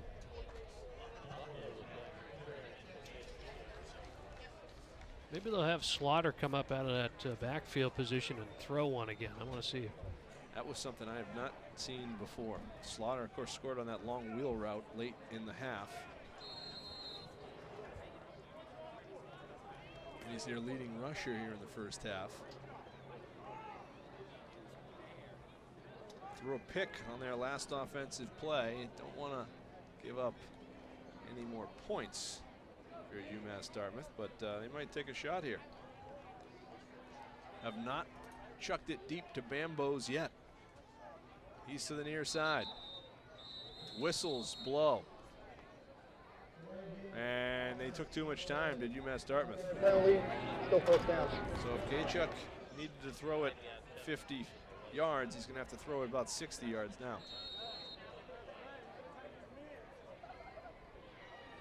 May get a good look at his arm here. Lancers bring 4. Pocket starting to collapse. Gaychuk's going to crank it up. He's firing downfield. Intercepted. Intercepted. Bennett Morgan picks it off on the final play of the first half. And Worcester State goes to the locker room on top of UMass Dartmouth by a score of 24-13. We're back to break down the first half statistics and highlights as the half opens up. Worcester State on top, 24-13. Hi, I'm Mike Demers, General Sales Manager here at Proterra Nissan in Auburn. We'll give you the best price and leave you happy every single time. Our local team is ready to provide you with an unparalleled customer experience. The 2017 Nissan Rogue, no money down, $19,783. The Nissan Rogue Sport, no money down, $21,500. I want to invite you to come down and experience the #1 Nissan dealership for sales, service, and parts in Central New England. Proterra Nissan, Route 20, Auburn, Massachusetts. Let's be honest. You don't see Grandma nearly enough. Which means the dead car battery you've spent the morning dealing with has robbed her of precious grandkid time. It's unfortunate, sure, but it's not like she's going to write you out of her will or anything. Right? When you need to be there, you need an Interstate. The car battery auto techs prefer. Interstate All Battery Center. Come by 139 Washington Street in Auburn. Sullivan Group is an insurance and risk management services firm based in Worcester for over 60 years. Our company values are family values. Committed to our clients and finding them the best solutions. Committed to being independent. Committed to our community. We live here, we work here, we volunteer here. The Sullivan Insurance Group. Committed to excellence.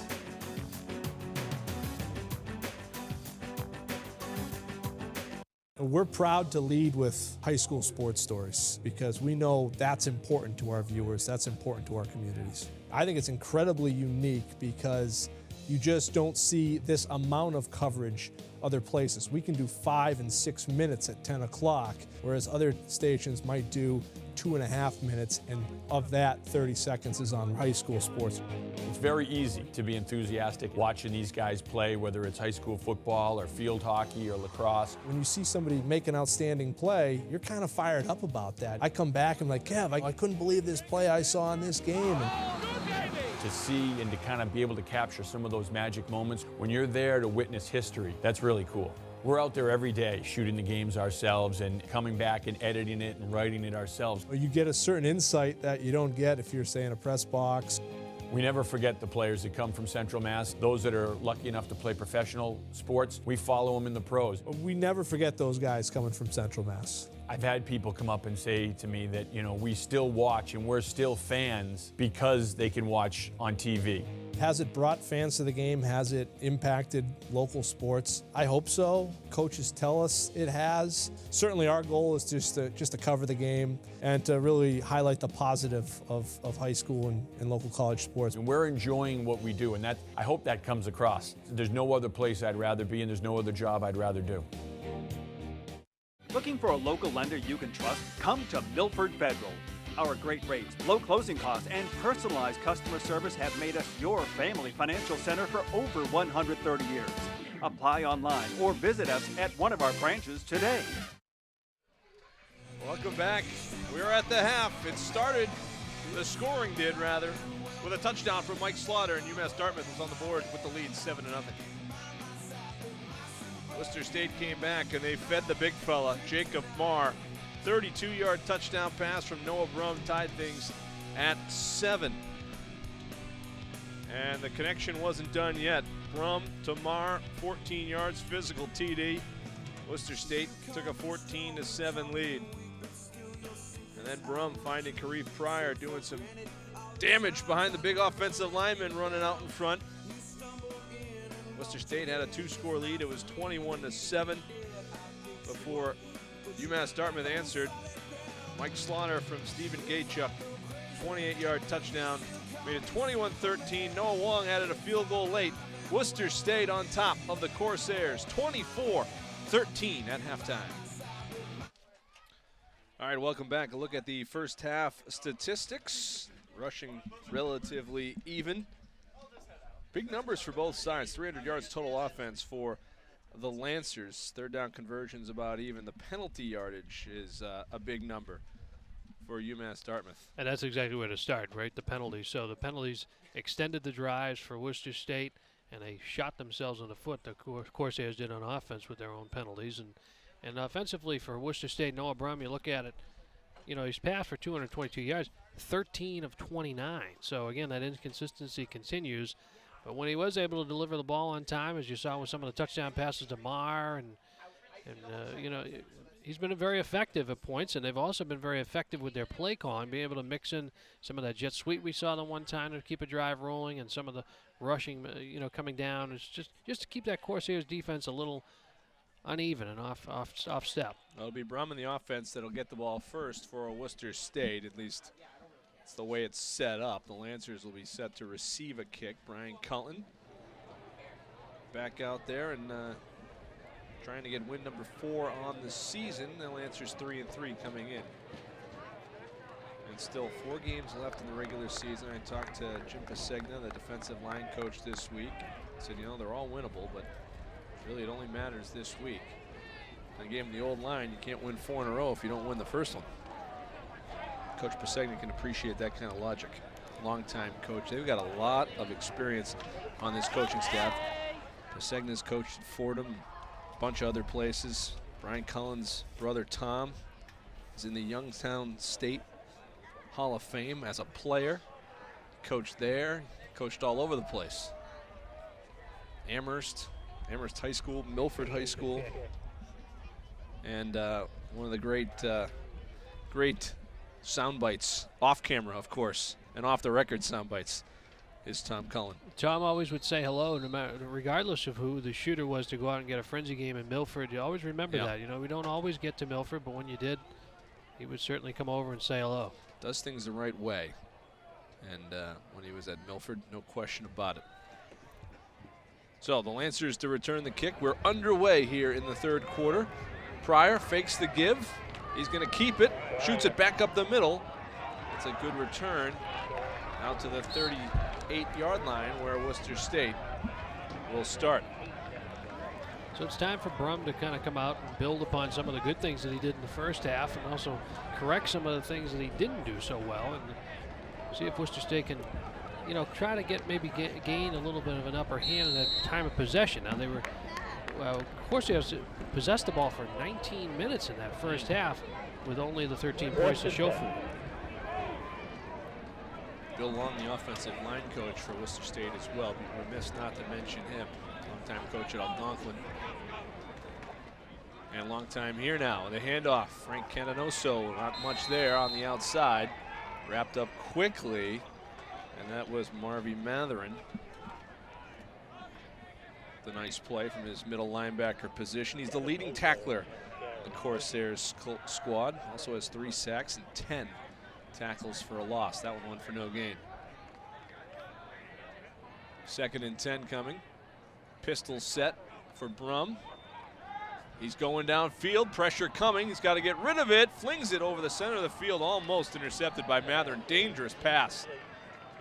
Yeah, this is ill-advised, to say the least. And this one probably should have just been delivered out of bounds once the pressure came. It really was a good job by the defensive front. You see Brum kind of forced out.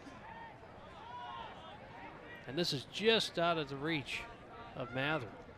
It's Raziel Pena Vargas Pena Vargas rather, with the pressure. 3rd and 10. Edenoso in motion. Here comes the break up the middle. It's a screen, and there's not much there. They went to Andrews. Nice job, though, by the Corsairs to recover. Well done in the center of the football field. So nice job by UMass Dartmouth. Yeah, they kind of took the fight to Worcester State on that one. They weren't going to be dictated to, and now they're going to get the ball back to start the second half. Moisey Rainford leading the charge there on the defense of the screen. 4th and 6, the punting unit is on.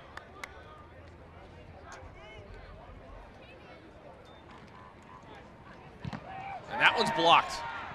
And touched down right at midfield. It's the second block. I think it's Jake Tavares again that got in there.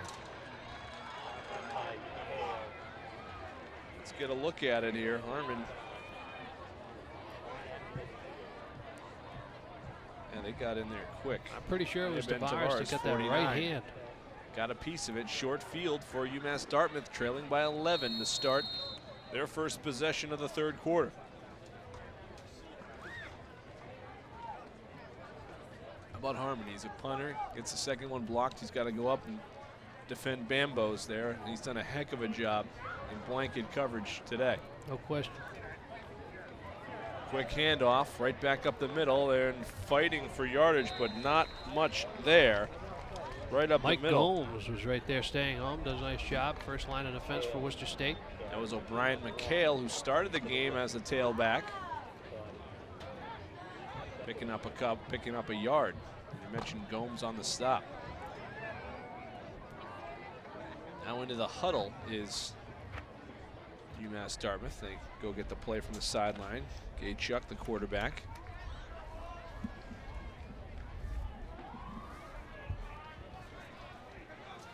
His first half, 13 of 22, 147 yards. To give up the middle, there's nothing there.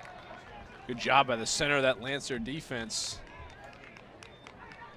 stuffing the run. Big Bruce Johnson helping out. I think Pastorino came over to get some gloves, so I'm sure that made all the difference on that play. Did see Mike Quinn on the field again there, so he got himself some time to rest, put some ice on the shoulder, and he's back there in the middle of the defense. It's good news for Worcester State. Quinn coming on a delayed blitz here. Gaychuk gets rid of it. He was hit as he threw, and it's incomplete. They bring up 4th and 10. The Lancer defense, Pastorino and company, collapsing on the quarterback. And collapsing is exactly what happened. I mean, Gaychuk is lucky he didn't get injured here by when Pastorino kind of clamps down on him in the pocket. Do we have a marker they're trying to figure out here? There's a flag here on the near side. They're taking a look at it, and then indication is it's against Worcester State, which might keep the drive alive.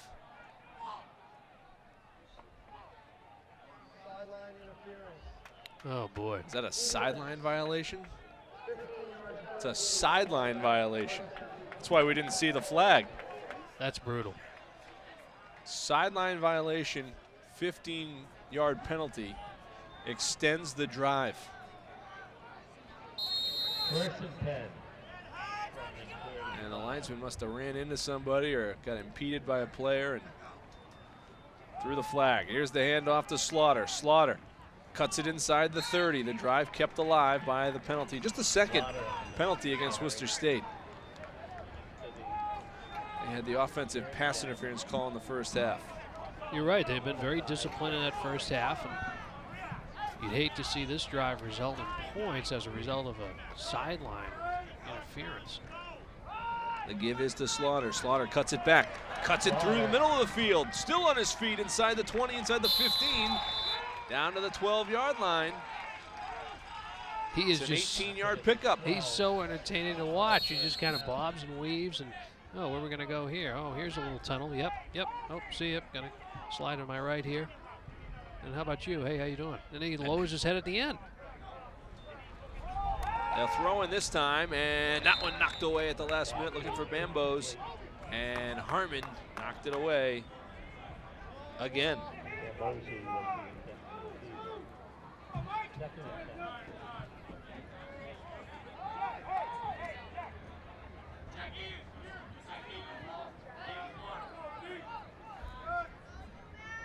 So second down and 10. Low snap, the give is to Slaughter. Slaughter cuts it back upfield. He's inside the 5, fighting for the end zone, and he's just shy. But it'll be a first down, be first and goal. That was very similar look to the last rush he had 2 plays prior. And a timeout. On the field, we'll take the break with him. Hockey is back. Pro hockey has returned to Worcester. Hit the ice with your Worcester Railers. Mini plans and group tickets are on sale now. Call 508-365-1750 and visit railershc.com. Hockey is back. Worcester! Become a member today for off-the-rails excitement.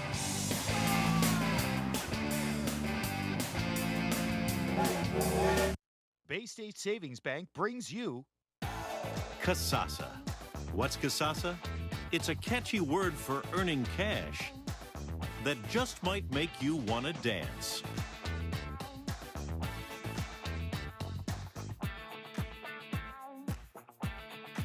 Get paid for doing simple things you do anyway. That's free Kasasa checking. Ask for Kasasa by name at Bay State Savings Bank, proud sponsor of the Friday Night Football Frenzy. Into the end zone is Mitchell for the touchdown. And Matt Mitchell is first on the ground this season. And the drive capped with the score. It's 24-19. Took her on the attempt the extra point. And he makes it, so it's a 4-point game. Touchdown really set up by the runs of Slaughter, and then they go to Mitchell. Yep, and you can see them just winning the battle at the line of scrimmage. They get a good push up front. Mitchell just finds his way. Of course, they only have to go a yard here, and coming off the timeout, they were just determined they were going to win that fight. And so really a fantastic start to the second half here for the Corsairs. They get to stop defensively, get the ball back, and go down the field. But of course, aided so largely by that penalty on third down, sideline interference against the Worcester State sideline. So now a 4-point ball game. Matt Mitchell's first touchdown of the season on the ground. You saw Micah Gregory, number 19, on the sideline there. He was the receiver who was hurt in the pregame. And he had a deep cut, it would appear, and was treated here by the sports medicine department. He's a senior and has a touchdown this year, but has not figured into any of the action today. May be sidelined by that pregame freak injury.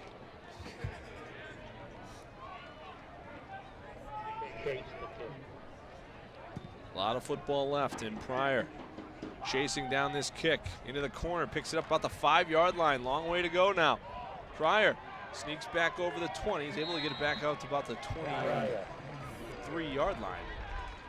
It's about a 16-yard, 17-yard return for Pryor. And when he first circled back around, I said, oh boy, this could end up being disastrous, but he was almost able to turn it around the other way, and if he had broken through that line, probably would have been gone. Reed Pryor, tremendous athlete, has a touchdown in this one. Probably should have 2. You know, he would like to have that second one back. One off the hands late in the first half. So here is Brum, 1st and 10. 3 receivers to the near side, 1 to the far side. Fake the give to Andrews. Catanoso caught it and almost rode his way through. Got a first down, almost had a lot more. And fortunately on that one, it's a similar pattern to what Marr was running in the first half, but they pushed Marr out just to the left of Catanoso, and he is the one that's a benefactor of the drawn coverage from Marr. Boise Rainford took him down there. Brum firing, and he was looking for Pryor. Pryor looked like there was some contact with Tupper earlier and could not make the play. Yeah, Tupper's had pretty good games thus far for UMass. I mean, not everybody's been solid and consistent out there defensively for the Corsairs, but Tupper has been one of the bright points. Tupper and Brandon Miller, two Wachusett grads, playing well. Their coach, Mike Dobzinski, here. Their high school coach here watching them. Brum firing, and the receiver fell down. Incomplete. Now flag comes in from well downfield.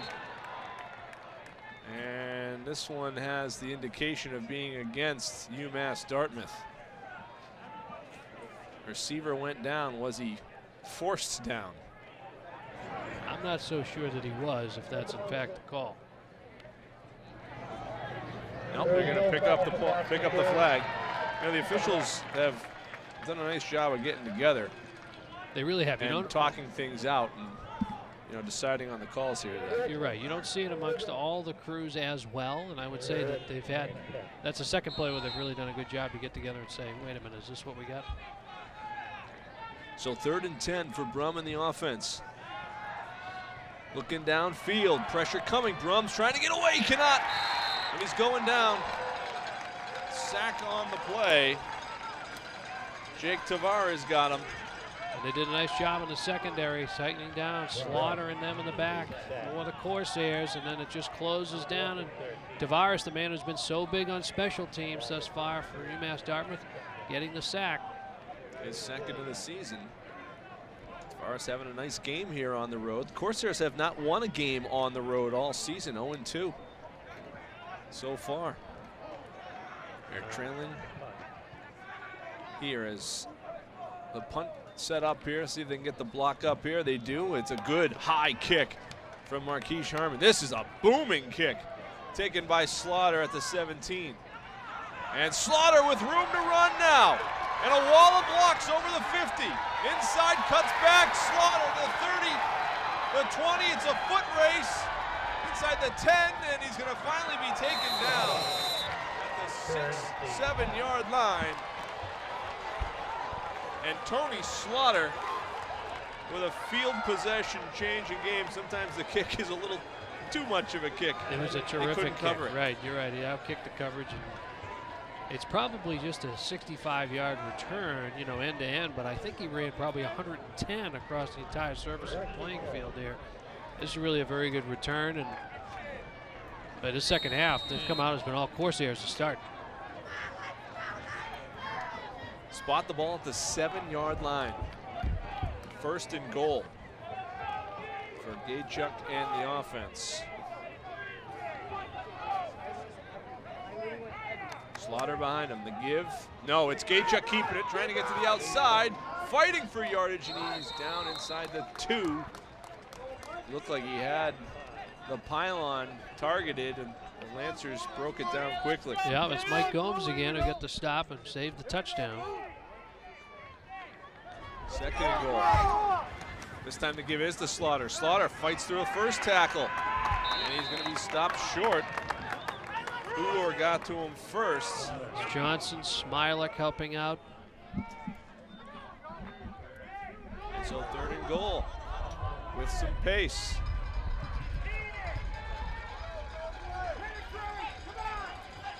Now, if you notice, 86 still kind of in the backfield here. I want to see where he ends up lining up on Maybe we're this. going to get a timeout here on the far side. Let's see. Nope, they're still running people in. Play clock's down to 15. Gaychuk, Slaughter back there. They ran the play in. It is Gaychuk keeping it and fighting his way in for a touchdown. 6'2", used his whole big frame to get in. And the Corsairs have the lead. Yeah, that's what it took, but you're right. He's got that big 6'2" frame, and he just rammed his way into the end zone.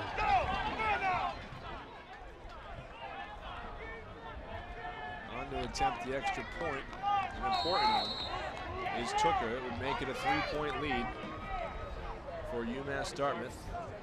They haven't led since the first quarter. 7-0 lead in this one. Kick is up, and it's through.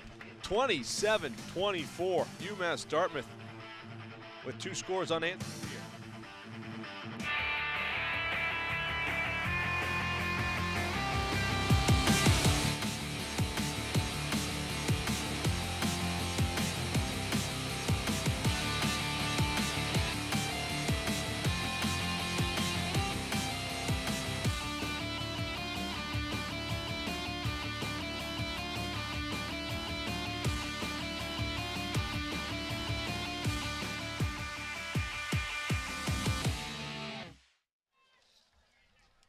right, so Worcester State trailing for the first time since early in this contest. Trying to get their offense moving here in the second half. Pryor back to receive. He stands about his own 16-yard line.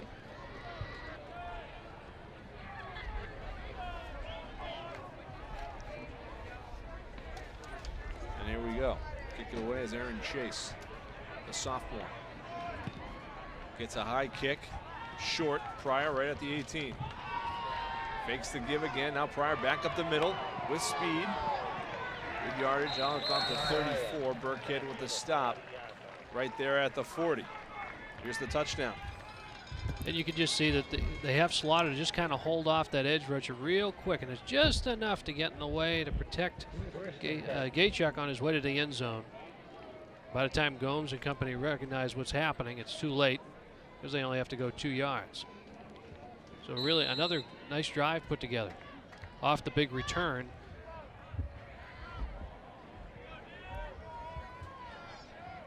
Shotgun set for Brum. Pryor, Orlando, and Marr to the far side. Throwing this time, it's Orlando. Reaching out and getting it for a couple. Orlando exposing the ribs. Yeah, that's a great catch. A gutty catch. Great catch by Orlando, because that's not an easy play to make, especially when you're let out there and Hunter Floyd has got his sights set on you. Just the second touch for Orlando, the leading receiver coming into today. Good possession style receiver, great football IQ. Former quarterback at Westboro High School. Well, you have a soft spot in your heart because he came down pregame and said he's hello. A good kid. We like him. We're fans. Here's Pryor inside the 40 to the 35-yard line as he rode the defender down. Tupper with the stop. Good gainer. Pickup of 21. This is good work. A good drop here from Brum and finding his way into that soft spot in the zone. Once again, another first down for Worcester State. This is what they got to get back to here. 1st and 10 for the Lancers at the 35 of UMass Dartmouth. Brum looking to throw, almost tripped up. He's going to pick up a couple as he was sliding down, gets crumpled by Slaughter. Yeah, and Brum's not the biggest guy, so when he's going out there, you can't help but get a little nervous, especially when somebody like Matherin or Slaughter has their sights set on him. Got to get down. You know, 6 feet's not a small guy, but in football quarterback terms, that's what we're talking about. Well, you know, he's got a slim build to him, you know. Here's the handoff to Andrews. Andrews following a block, a wicked block inside the 25. It's first down yardage. I think it was Ponce de Leon that had a big block. Ponce de Leon, the great explorer, with another big block. The former Shepherd Hill standout. Yeah, Wallace gets a good one, and then they bring out De Leon and just kind of, let's get the wagon rolling. And Andrews is more than happy to oblige. Burkhead, the victim there. Oh, they tried. Boy. They tried to screen. It almost ended up being a pick six the other way. As Fuller was in his hands, and if he had caught it, there was nobody in front of him. Nope, you're exactly right. They try to get the crisscross going here, but saw that one late. Obviously, a lot of hands and bodies in front of them, and picked it up late in the eyesight of Fuller. Watch Meyer in that slot now. They give us to Andrews. Andrews tries to get outside of one. He cannot. Nicely done. And it was the big guy, Bucko, with help from Fuller. But Bucko made it happen. Bucko's been solid. He's a very disciplined player. He knows his assignments. The biggest key, he was able to wrap up when he gets in sight. So loss on the play, be about 3rd and 14 or so here. Just outside the 27-yard line. Brum from that shotgun. Send Andrews in motion. Brum's looking downfield, looking for the big fella. It is caught! Marr went in and got it, and Brum fed him. Somehow got it in there beyond the defense. This is a great play all the way around, okay, because it's good protection at the point of attack from the Worcester State offensive line. Brum delivers a really good ball in a tight spot, and it's a great catch by Marr. Marr is having a huge performance here. The give is to Andrews. Andrews weaves his way up the middle, still on his feet. Fighting down to about the 2-yard line. 4 on the play for Dexter Andrews. Brian Cullen really likes the way Andrews runs. Since their offensive line is getting better each week, Andrews is doing his job, and he fights for another yard there. He's down to the 1. Bring up a 3rd and goal.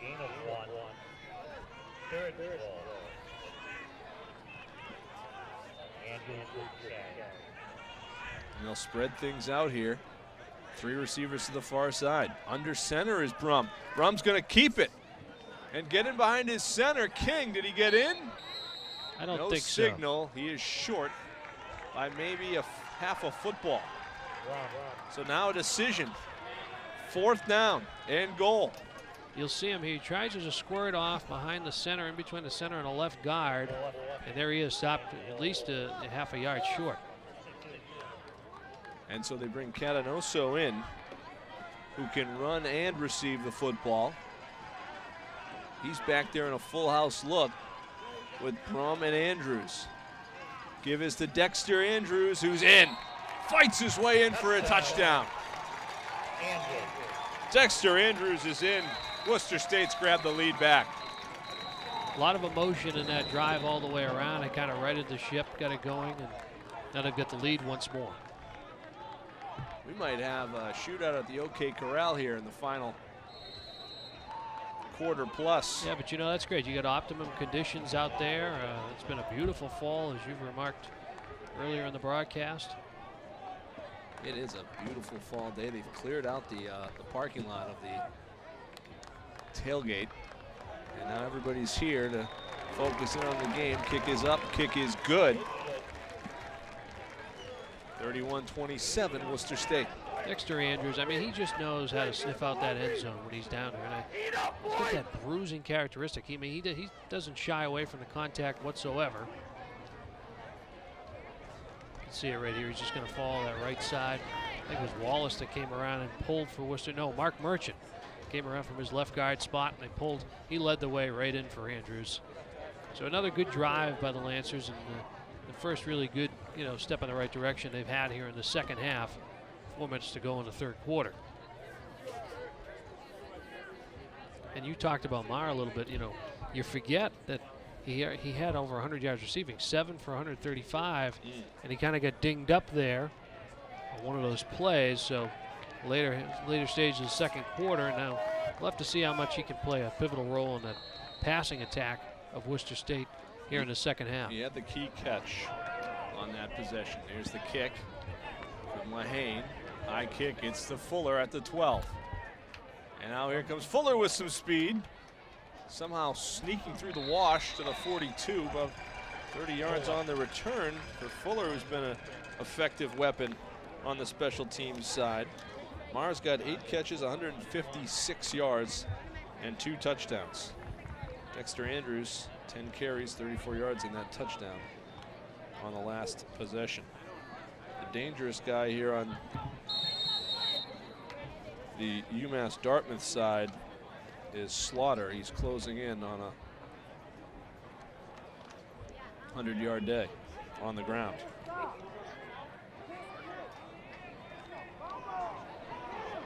And it's Gateshot keeping.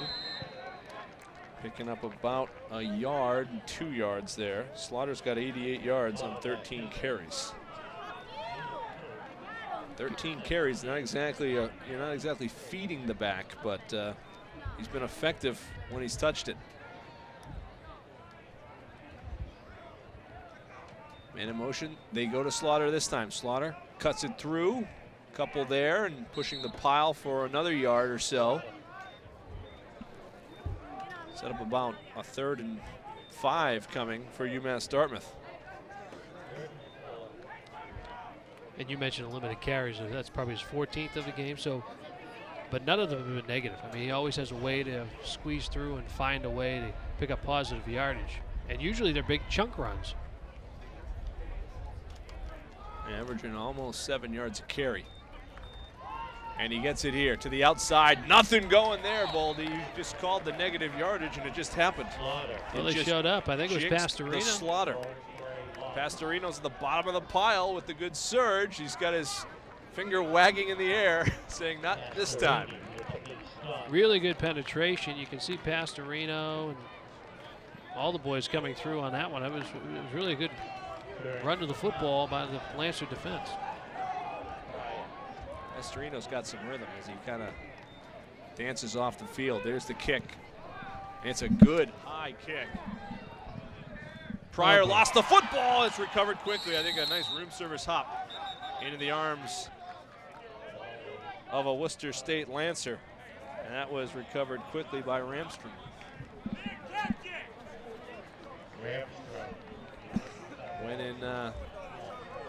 When in danger, call Ramstrom.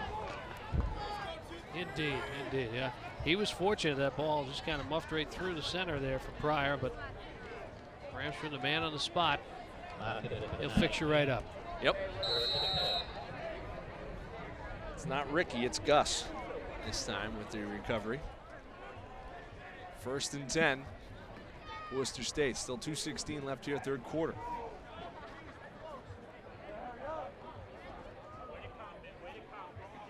Send a man in motion, and the give is to Paw, and there's a flag flying. It's probably going to come against Worcester State. Maybe a yard for Hunter on that last touch.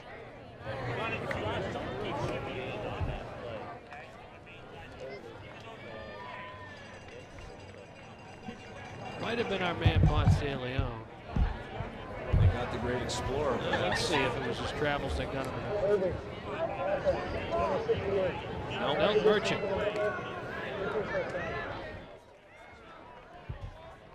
Can never catch Ponce. Was it Ponce de Leon who founded the Fountain of Youth? Is that it?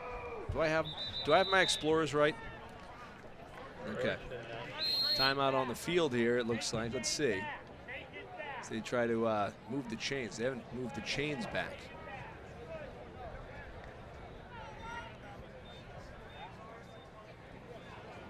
Trying to reset things. They're having a conversation on the far sideline. These are the moments that our director, Sean Grady, laments not having tapes long enough to cover games. They just don't make them long enough. See, now they're setting the chains. They're off by about a yard. Now they're fixed. Regardless, about 1st and 19. After the penalty to Worcester State. Give is to Paw, and he gets a couple. Hunter Paw with a few more. But still behind the chains here, 2nd and long coming for Worcester State. I think that my children would love Paw. I think they would just get on behind him no matter what he did on the field. They just like that. Yeah, like because I think it will all stem from the Paw Patrol show that they love. Here's Brum going to throw. Got a man in Orlando. Orlando dancing to the outside and made a move. Got a couple more. Tried to get back to the original line of scrimmage. There'll be a 3rd and maybe 12 coming. About 6 on the pickup for Orlando.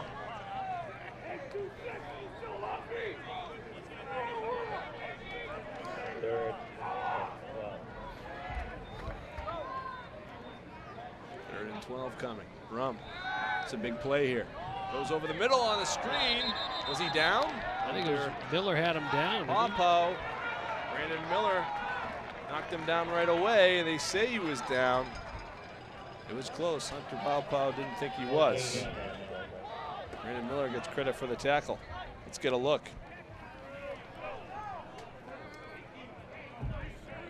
Tough to tell. Looked like there was a lot of body that was on the ground, though, unless he was on a leg. They're rolling it back a little bit for us. You can kind of see a little bit of the release. I think you're right that they might have been, but either way, a good effort by Miller to it's a big punt. Stunt his progress. UMass Dartmouth's already blocked 2 here.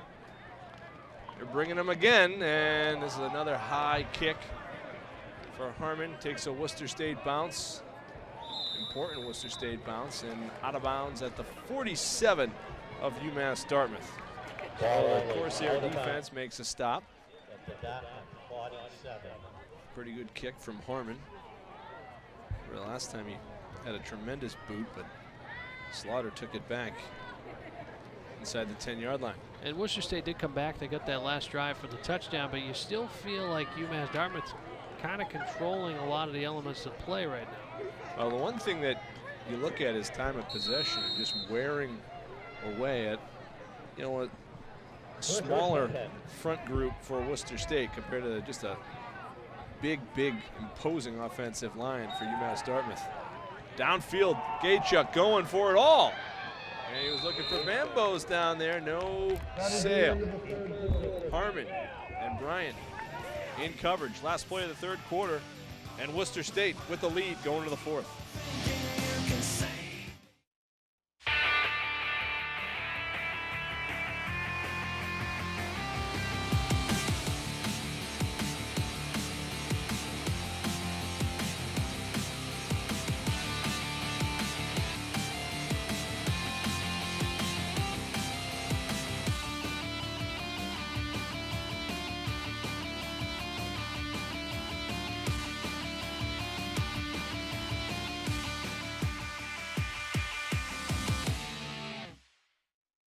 I'm District Attorney Joe Early, and I'm proud to partner with Charter Communications with our pledge to help raise awareness that bullying should not be tolerated. From local school students, here is our message. Delete cyberbullying. Don't write it, don't forward it. Think twice what you type. We need to foster safe environments for students in their schools and their communities. Join the anti-bully crusade, take a stand to lend a hand, don't be a bully. Presented by the law offices of Joseph J. Corriglia. Right back out of the break, and UMass Dartmouth in the no huddle went to hurdle for about 8 yards on the play on first down. Into Worcester State territory to start the fourth quarter. Third down coming. You could see the pitch here. Third and 2. Good yardage for the Corsairs. Third and short. Gaychuk looks back at the coach, has his play. Hands it off to Slaughter. Slaughter cuts it back up the middle, has a first down and more inside the Lancer 40 to the 38-yard line. They love to start him laterally, and then he just turns on a dime when he finds like a sliver of an opening. There you go, another first down for UMass Dartmouth. I haven't really seen Slaughter work to the outside or try to hit a corner. He just goes right back up the middle. They're throwing this time. Gaychuk complete to Bambos. Bambos is down right at the 30-yard line. Just his second catch of the game. Just going to highlight him. He's the big play receiver and was held to one catch through 3 quarters, just 9 yards. Picks up 8 there, 2nd and 2.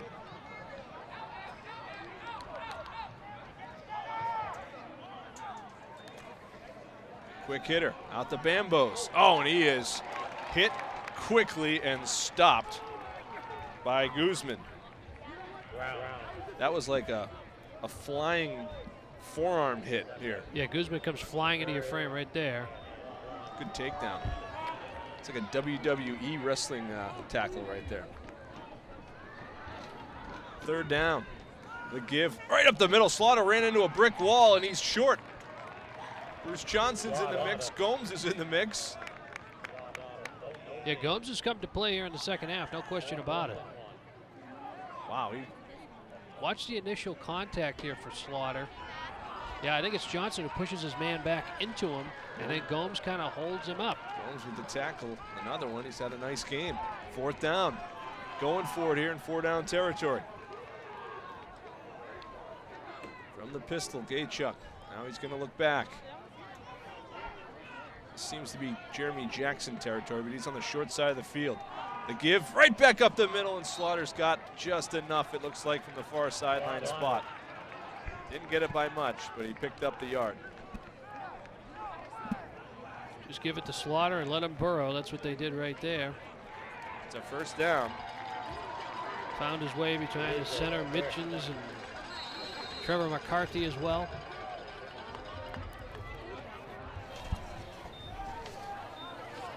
.20 and ticking now.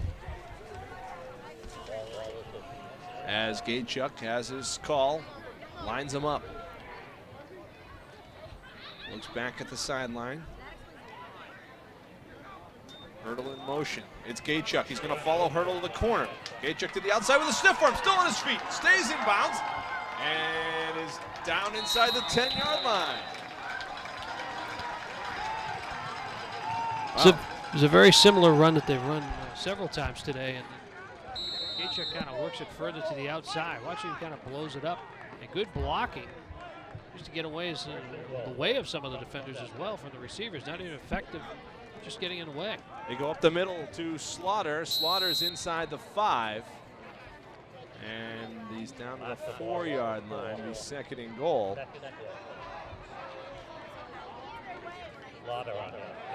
Gaychuk back to the sideline to get the play. Yeah, he's put on some mileage today, yeah. No question about it. Kind of old school, running back and forth to get the plays. That's how they used to do it in the old Pop Warner days.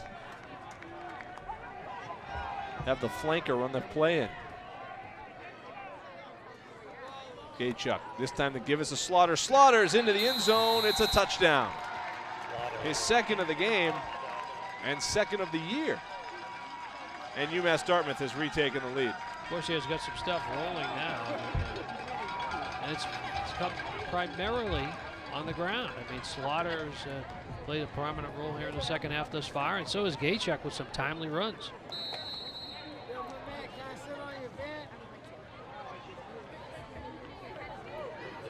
And so Slaughter now over 100 yards, 20 carries, 103 yards, and the touchdowns, and the kick is up. And the kick is good. 34-31, Corsairs. Still a lot of time left, but here's a look at the scores. Yep, it's just give it to Slaughter and let him do what he does. See McCarthy kind of blowing it open. Mitchin's helping out as well. They do a nice job of sealing the left edge. Watch that 74 just walls it open. Mitchin's really seals it off. And, you know, as we've touched upon, Slaughter doesn't need much. So when you give him a lot, you're definitely going to get a score in that instance. There's a lot of points in this game so far. A lot of points. Remember, it's a 3-point game. Worcester State blocked an extra point earlier in this game. Not sure if that'll come back as a play that we'll be talking about. They blocked an extra point on the second touchdown, which is why it's 34-31, not 35-31. And if you're Brian Cullen and Worcester State, you kind of need a play here from your return group. Jumpstart this drive. Here's Pryor from the 19. Pryor eludes one, gets to the corner. Pryor out over the 35-yard line. Now flag flies. Burkhead looks like he's hurt on the far sideline for UMass Dartmouth. He's slow to get up. Check the flag.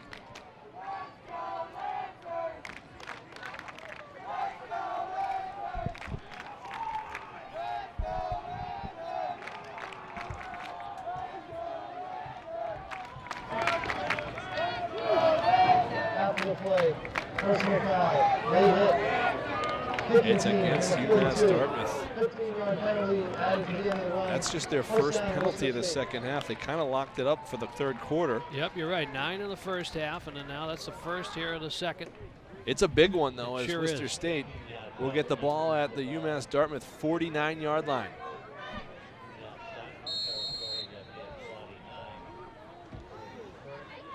And so here comes Jimmy King and that offensive line.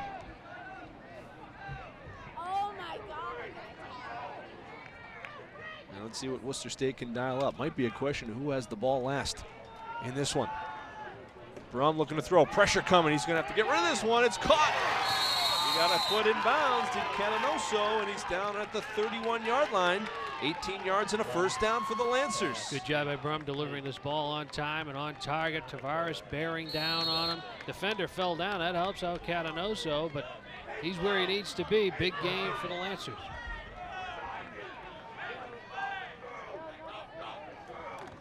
Now the shotgun. Brum, quick hitter. Amon fighting for some yardage inside the 30, the 28-yard line. So it's about 3 on the play. You see the ball's out quickly. Amon does a nice job. Canonoso gets a little bit of a chip block.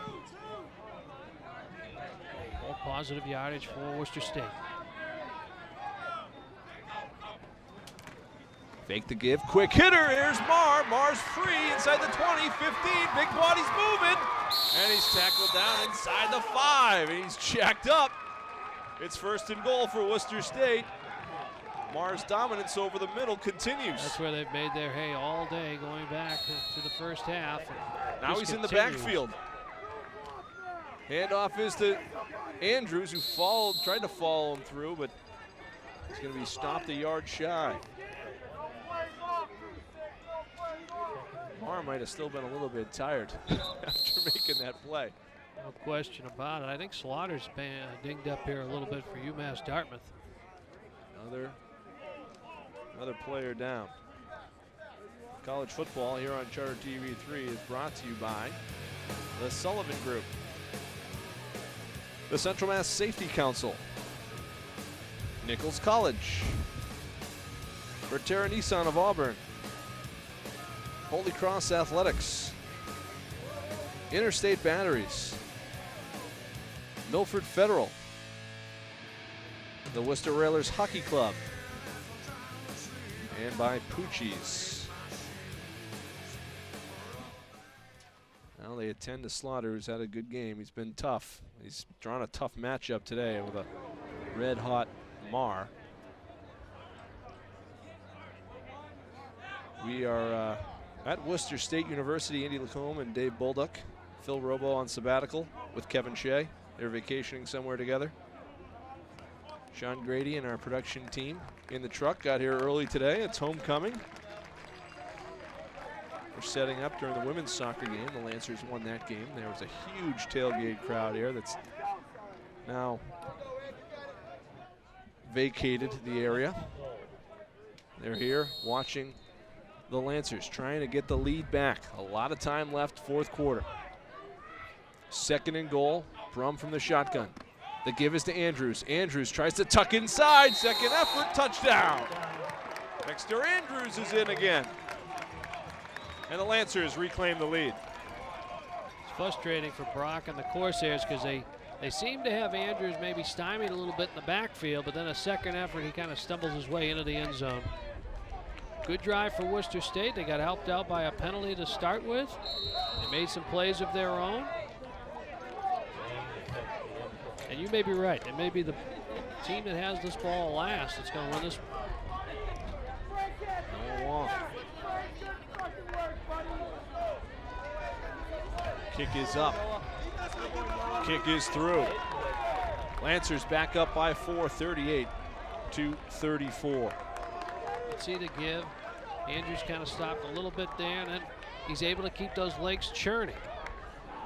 Brock had come around from that left end. Almost stops him right there. And Andrews does a nice job to be able to get himself just barely across the plane. Well, in the first 6 games, Dexter Andrews had 3 touchdowns. He's got 2 tonight. 5 on the year now for Andrews, and Noah Brum with his last couple of completions, now 339 yards through the air. Jacob Marr's got 9 catches for 182, and he had the big play there. So you see Andrews, you see the running backs there, guys that work with Coach Jones, Kamani Jones, running backs coach here, all-time great at Worcester State. Yeah, UMass Dartmouth has not had an answer for Marr at all today, so I mean he's been a difference thus far, being able to lead them on those scoring drives. Lane gets into one. Fuller retreating at his 4-yard line.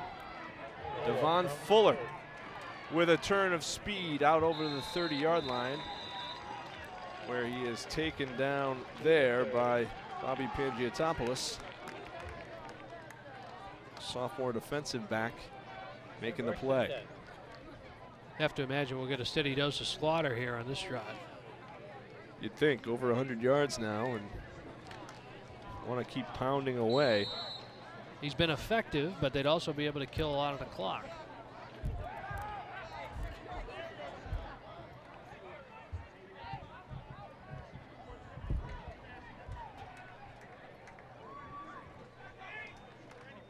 And there's the give to Slaughter. On first down, he's up over the middle. Ball came loose late, but they rule him down. Spotted down to 36, pickup of about 6. Smilek up on the stop, but again, right, not before he gets all 6, almost 7 yards. Smilek and Gomes leading the defense, both in double figures with tackles. There's another one up the middle, not much there, maybe a yard. That was Mitchell.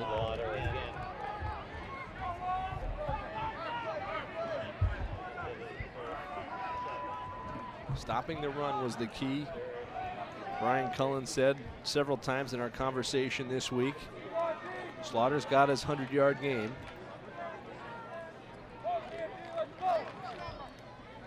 Right, so I'm sure he could say, well, maybe but we didn't they have eliminated Bambos to this point. Number Correct. 4, the big play receiver. Give is to Slaughter, cuts it back. Not enough there. About a yard shy of the first down. And you know, he was kind of stopped initially, and then he kind of just scurries along just above the ground. 4th down and a long one coming. They're going to go for it, or set up to go for it anyway. 4th down. They hand it off to Slaughter. Good surge. He didn't get it. He did not get it. I think it was Bruce Johnson that really blew it up in the backfield. They got good penetration, did the Lancers. And you wondered, not 7.5, 8 minutes left. You go for it in your own end on 4th down, down 4. Yep, big surge. Johnson at the point of attack. See Theo Bryant in there as well, kind of helping out. Oh man, Johnson had like that knockout blow and Bryant cleaned it up. Big stop for the Lancers, and they come away with really good field position. The UMass 38. And I think too, it says something to go for it with 8 minutes left, the way they think Worcester State's offense is going. They don't want them to have the ball. Now they do now, thanks to the Lancer defense. Quick hitter. Ran into a wall. And so he's got about 8 there. Right, and he's getting close if he's not just over 200 yards of receiving. Getting to 200, yeah. But he's taking some shots on the end of those as well. Burkhead has been around to say hello, so it's all in how you take it. He's either taking shots or he's delivering blows as well. He's a big dude, 6'3", 230, mini Gronk. 2nd and short. Brum looked downfield first. Now he's looking downfield again. Coming back to get it is Pryor. Kharif Pryor made the play happen. Everybody's kind of looking around, saying, what was the route? Pryor jumped the route like he was a defensive back and made the play. It's a good job by Brum to kind of reset and reevaluate, and it's a good job by Pryor coming back. Good job all the way around. You can tell that there's a lot of desire on this possession, the last few that they've had here. They're in sync. There's a lot of focus going on offensively right now for Worcester State. Pryor's up at that century mark for receiving as well now. He's in motion. The handoff, Hunter Pawpaw. Pawpaw is taken down right at the line of scrimmage. Good pursuit. Right there at the football. Jake Tavares has been around it all day. Sure has, whether it's been defense or on special teams.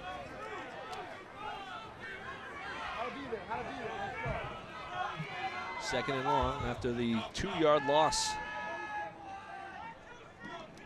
Brum and the Lancers can enjoy the clock a little bit here, coming up on 6 minutes left. He's got a man caught. Frank Catanoso, touchdown. Loose up the middle. So remember they did that a few drives ago. Maher kind of takes some of the coverage with him. Catanoso underneath runs that same route. And again, it's the middle where they get victimized. I think you don't have to worry because Maher's not there. You hit the speedster flying through. And it's a touchdown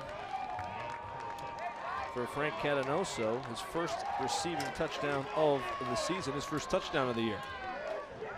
The lead is 10, can be 11 here.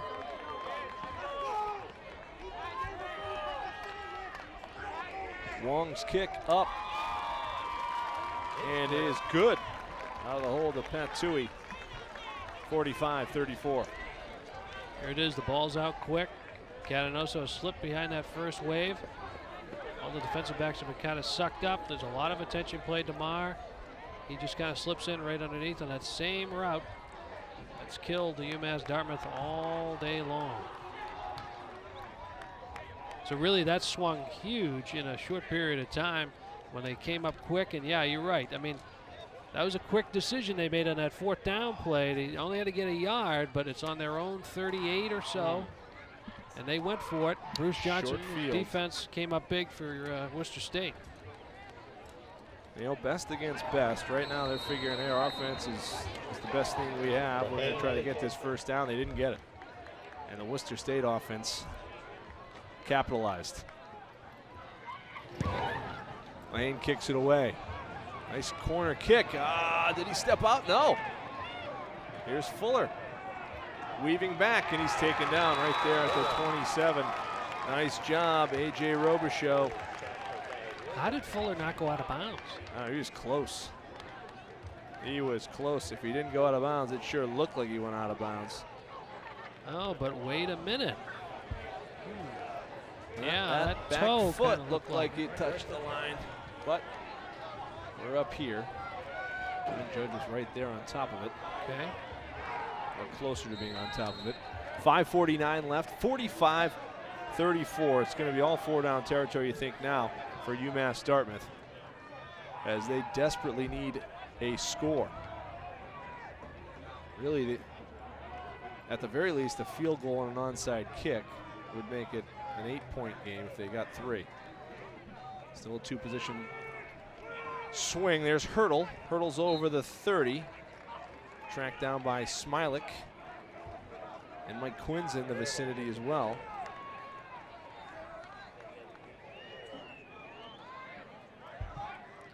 Yeah, they love to. They've run that pitch play with Hurdle now 4 or 5 times, and nothing has really opened up yet. So down 11 with 5 to go. Got to be moving it more. Downfield. Gaychuk. Got a man. Jackson over the 50 and into Worcester State territory. Jeremy Jackson's having a big game, his biggest output of the season for the Corsairs. But we really haven't seen him since the first quarter. He was the main target in that first quarter. Here's Slaughter. Slaughter's free. Cuts it back and tripped up. Udor saves the touchdown. Udor with a big tackle. Udor with the stop. Yeah, watch this. Here on a dime again. Oh, okay, yep. And now it opens right up. And it's Udor on the backside, luckily. Quickly the other way, and it's quick catch by Jackson for a couple. And now he takes a breather.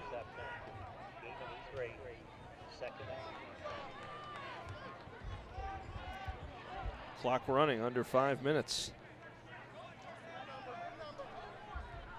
2nd and 7 from the Lancer 26. Must score here. Here's Slaughter, not much there. He was hit in the backfield and surged ahead for a yard or 2. I think it was Ramstrom on the spot for Worcester State.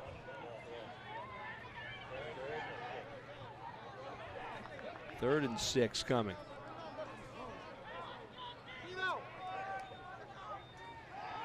Gaychuk to throw. Over the middle, complete. Down to the 12-yard line. That's Micah Gregory. So he's back in there. That was a great job by Gaychuk. That ball was really delivered on time. That was a bullet. Gregory, after the wound repair pre-game, makes his first grab. Gaychuk flips it out to Hurdle. Hurdle inside the 10, inside the 5, close to the sticks. They can pick up a first down inside the 3-yard line. They're going to be just shy. Well, there you saw that pitch play again to Hurdle, and finally that yielded some pretty good results. 2nd down here, 2nd and short. Hand off up the middle. Quick hit by Udor back there. Coming off that edge. He got the first down, but that tackle may have saved a touchdown and maybe forced at least another play. And some more time to come off the clock, inside 3:30. The give is to Slaughter. He's trying to push his way in. Second effort. He is not in. Short. And I think it's Udo that comes around to help pull him out of there as well. Second and goal. Yeah, he's back there. Theo Bryant's in the mix. The backs, the defensive backs, not afraid to stick their nose in on the run game. Now we're approaching 3 minutes, so good 30 seconds has come off because of that stop. There's the give, pushing forward. Still not in. And he's short. They bow up, and they hold Randy Butler out of the end zone there, so another play gone. Now it's 3rd and goal. Great job by the defensive front.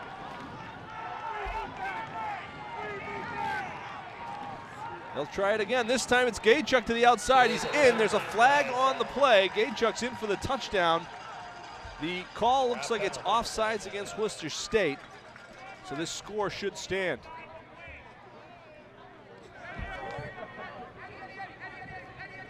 But because they didn't get in, a full minute came off the clock. No, you're right. That proved to be a huge factor in what's happening at this point. So 2:30 to go or so. You'd think they'd have to go for 2 here. Yep. And they have the offense on the field. But, you know, that was an impressive drive, especially by Gaychuk. He showed a lot of poise to some of the throws that he delivered, some of the running, and, of course, being able to get into the end zone to cap it off. All right, 2-point conversion effort. It's a must. Gaychuk is swarmed under by the Lancer defense. No sail. Yep. It's 45-40 closing minutes. Pastorino and company weren't having it. Doors. Every door is different. Every door unique. And each one tells a story. Open a door at Unibank and you'll find a unique place. A bank where we listen to you and find answers. All to help you write your unique success story. Welcome to the new Unibank. Please, after you. Unibank. Bank different. Bank unique. Member FDIC. Member DIF. Equal housing lender. Sullivan Group is an insurance and risk management services firm based in Worcester for over 60 years. Our company values, our family values. Committed to our clients and finding them the best solutions. Committed to being independent. Committed to our community. We live here, we work here, we volunteer here. The Sullivan Insurance Group. Committed to excellence.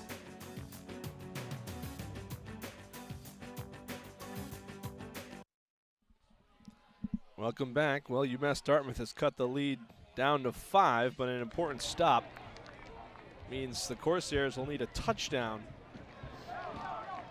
to take the lead. And the hands team is up for Worcester State. 2:23 left. Figure with the way the offense of Worcester State is going, expect the onside kick from the Corsairs. 45-40. This has been a lot of fun. They're going to kick it away. And it's going to go out of bounds. The worst possible outcome for UMass Dartmouth. Here's Gaychuk on the score, and he's run the same keeper several times during the game. Twice for touchdown, once more for a big gainer. I mean, how good is the ball fake? It got the game camera. They were on the running back, and Gaychuk played it well. Yep, he's done it so well, but I was really impressed with him on that drive. I mean, he's played pretty well in spurts throughout this entire game, but specifically that drive. Because you had to have it at that point in the ball game. It had to be, you know, in a quick pace, and he delivered. But the one thing that you mentioned, they had to run those 2 extra downs down here by the goal line. That ended up taking about a minute off the clock. All right, so here you are. If you're Worcester State, you're a passing team by nature. Can you run the ball to run the clock out? Or possession passing to run the clock out? The give is to Marr in the backfield, and he is dropped for a loss. It was the big guy, Matherin, who got him. Right, so you have limited options down here. Timeout on the field, we'll take it with them. Worcester State with the ball in the lead.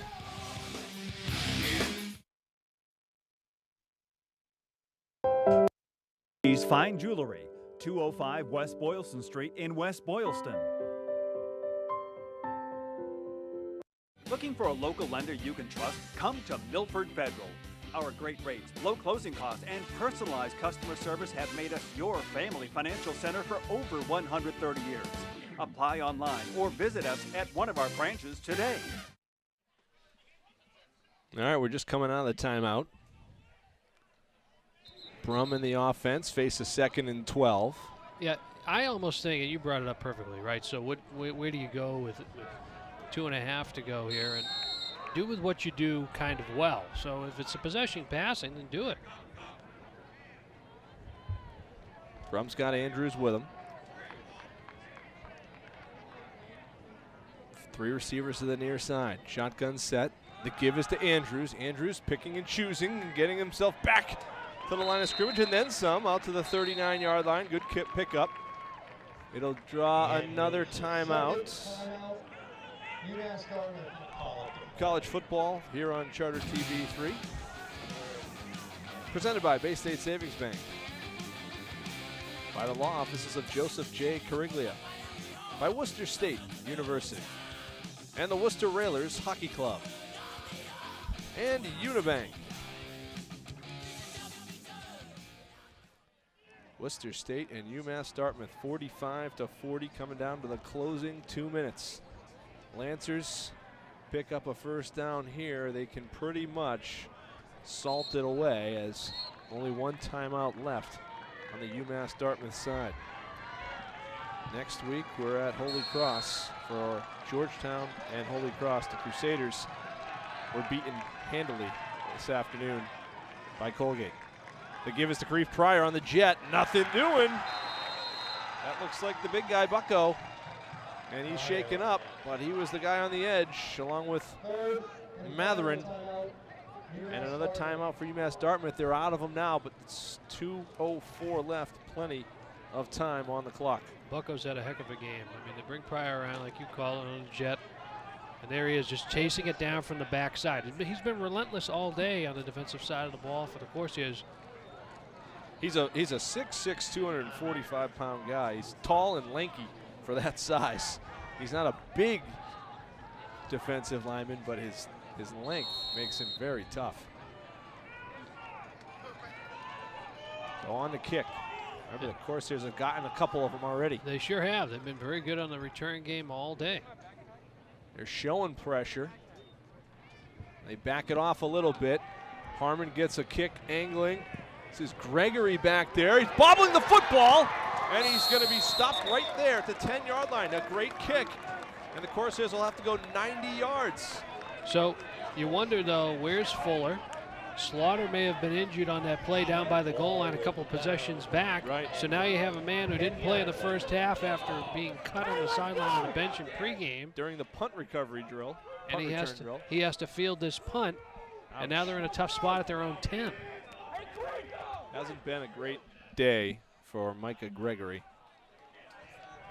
It's one he'll want to forget, the senior. He's done a lot of nice things for UMass Dartmouth, but today he's been hurt. And he got himself in a tough spot there. Now UMass Dartmouth has to go 90 yards. With 1:54 left. Throwing, Gaychuk downfield. Looking for a man. Broken up at the last minute. Great close. Up the middle of the football field. There was good defense all the way through from Guzman. I think it's Morgan that helps out late. Yeah, Morgan closes in the middle.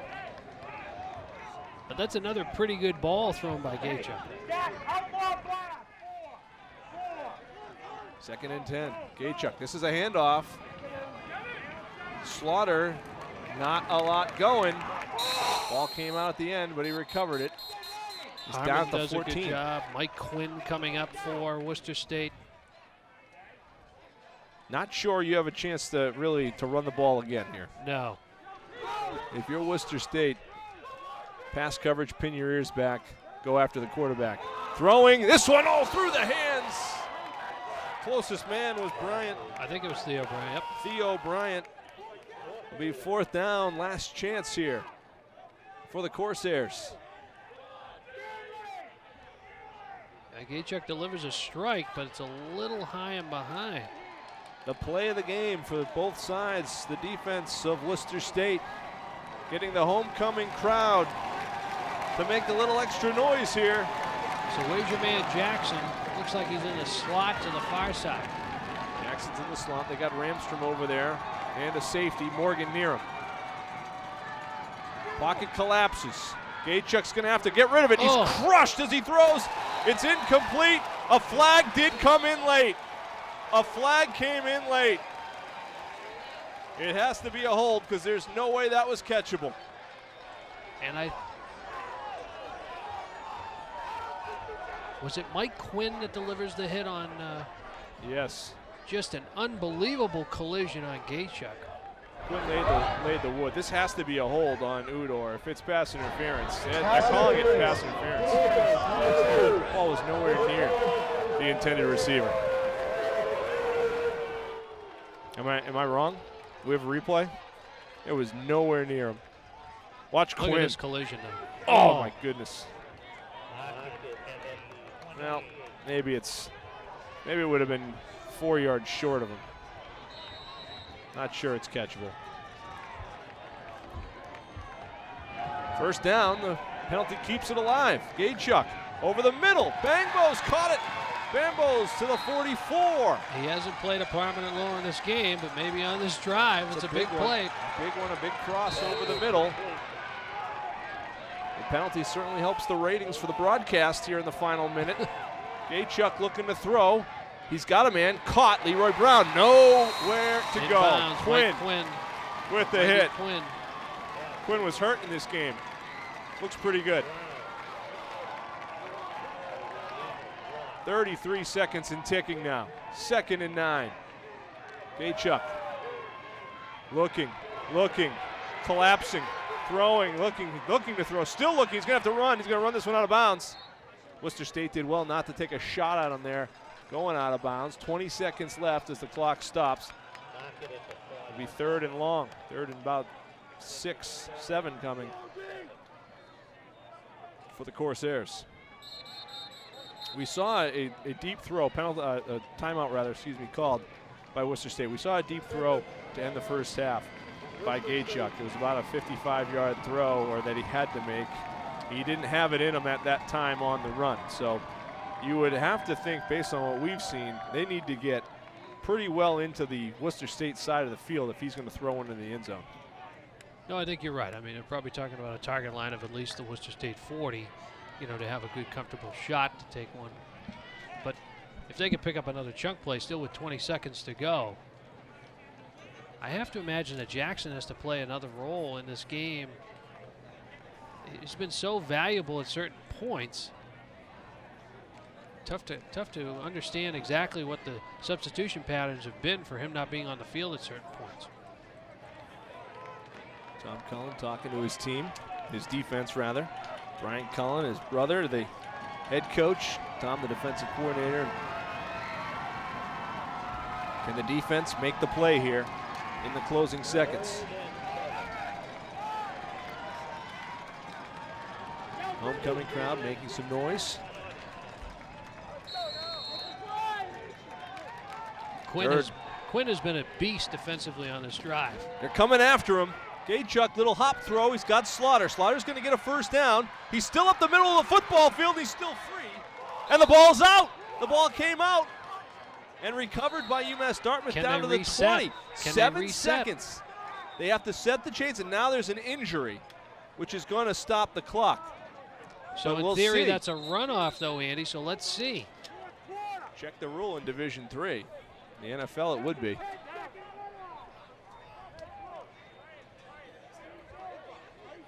The game. Just a wild, crazy play. I think it was I think it may have been a on-purpose fumble by Slaughter that was recovered by his teammate and moved forward. If this is an injury, could be a 10-second runoff with no timeout, and the game would be over. That's the call. That's what the Worcester State coaches booth is asking for on the far side of us. They get Slaughter off. Our official's going to sort it out for us.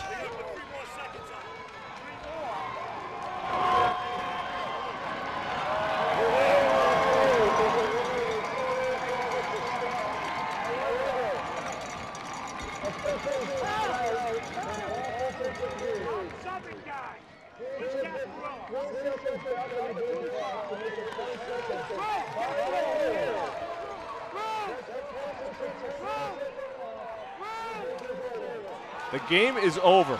There's the runoff. It was a long explanation, but by rule there was a runoff due to the injury, and the Lancers of Worcester State have won the football game. 45-40. The game is over. Back and forth, a super entertaining game, Andy, and Worcester lucky to come out with a victory in many respects today, but it's a win for Brian Cullen. The Lancers are 4-3. Next week, we're at Holy Cross, Georgetown, and the Crusaders in a consolation match. For Dave Bolduc, I'm Andy Lacombe, and Sean Grady and our entire crew, thanks for watching. Worcester State a winner on homecoming.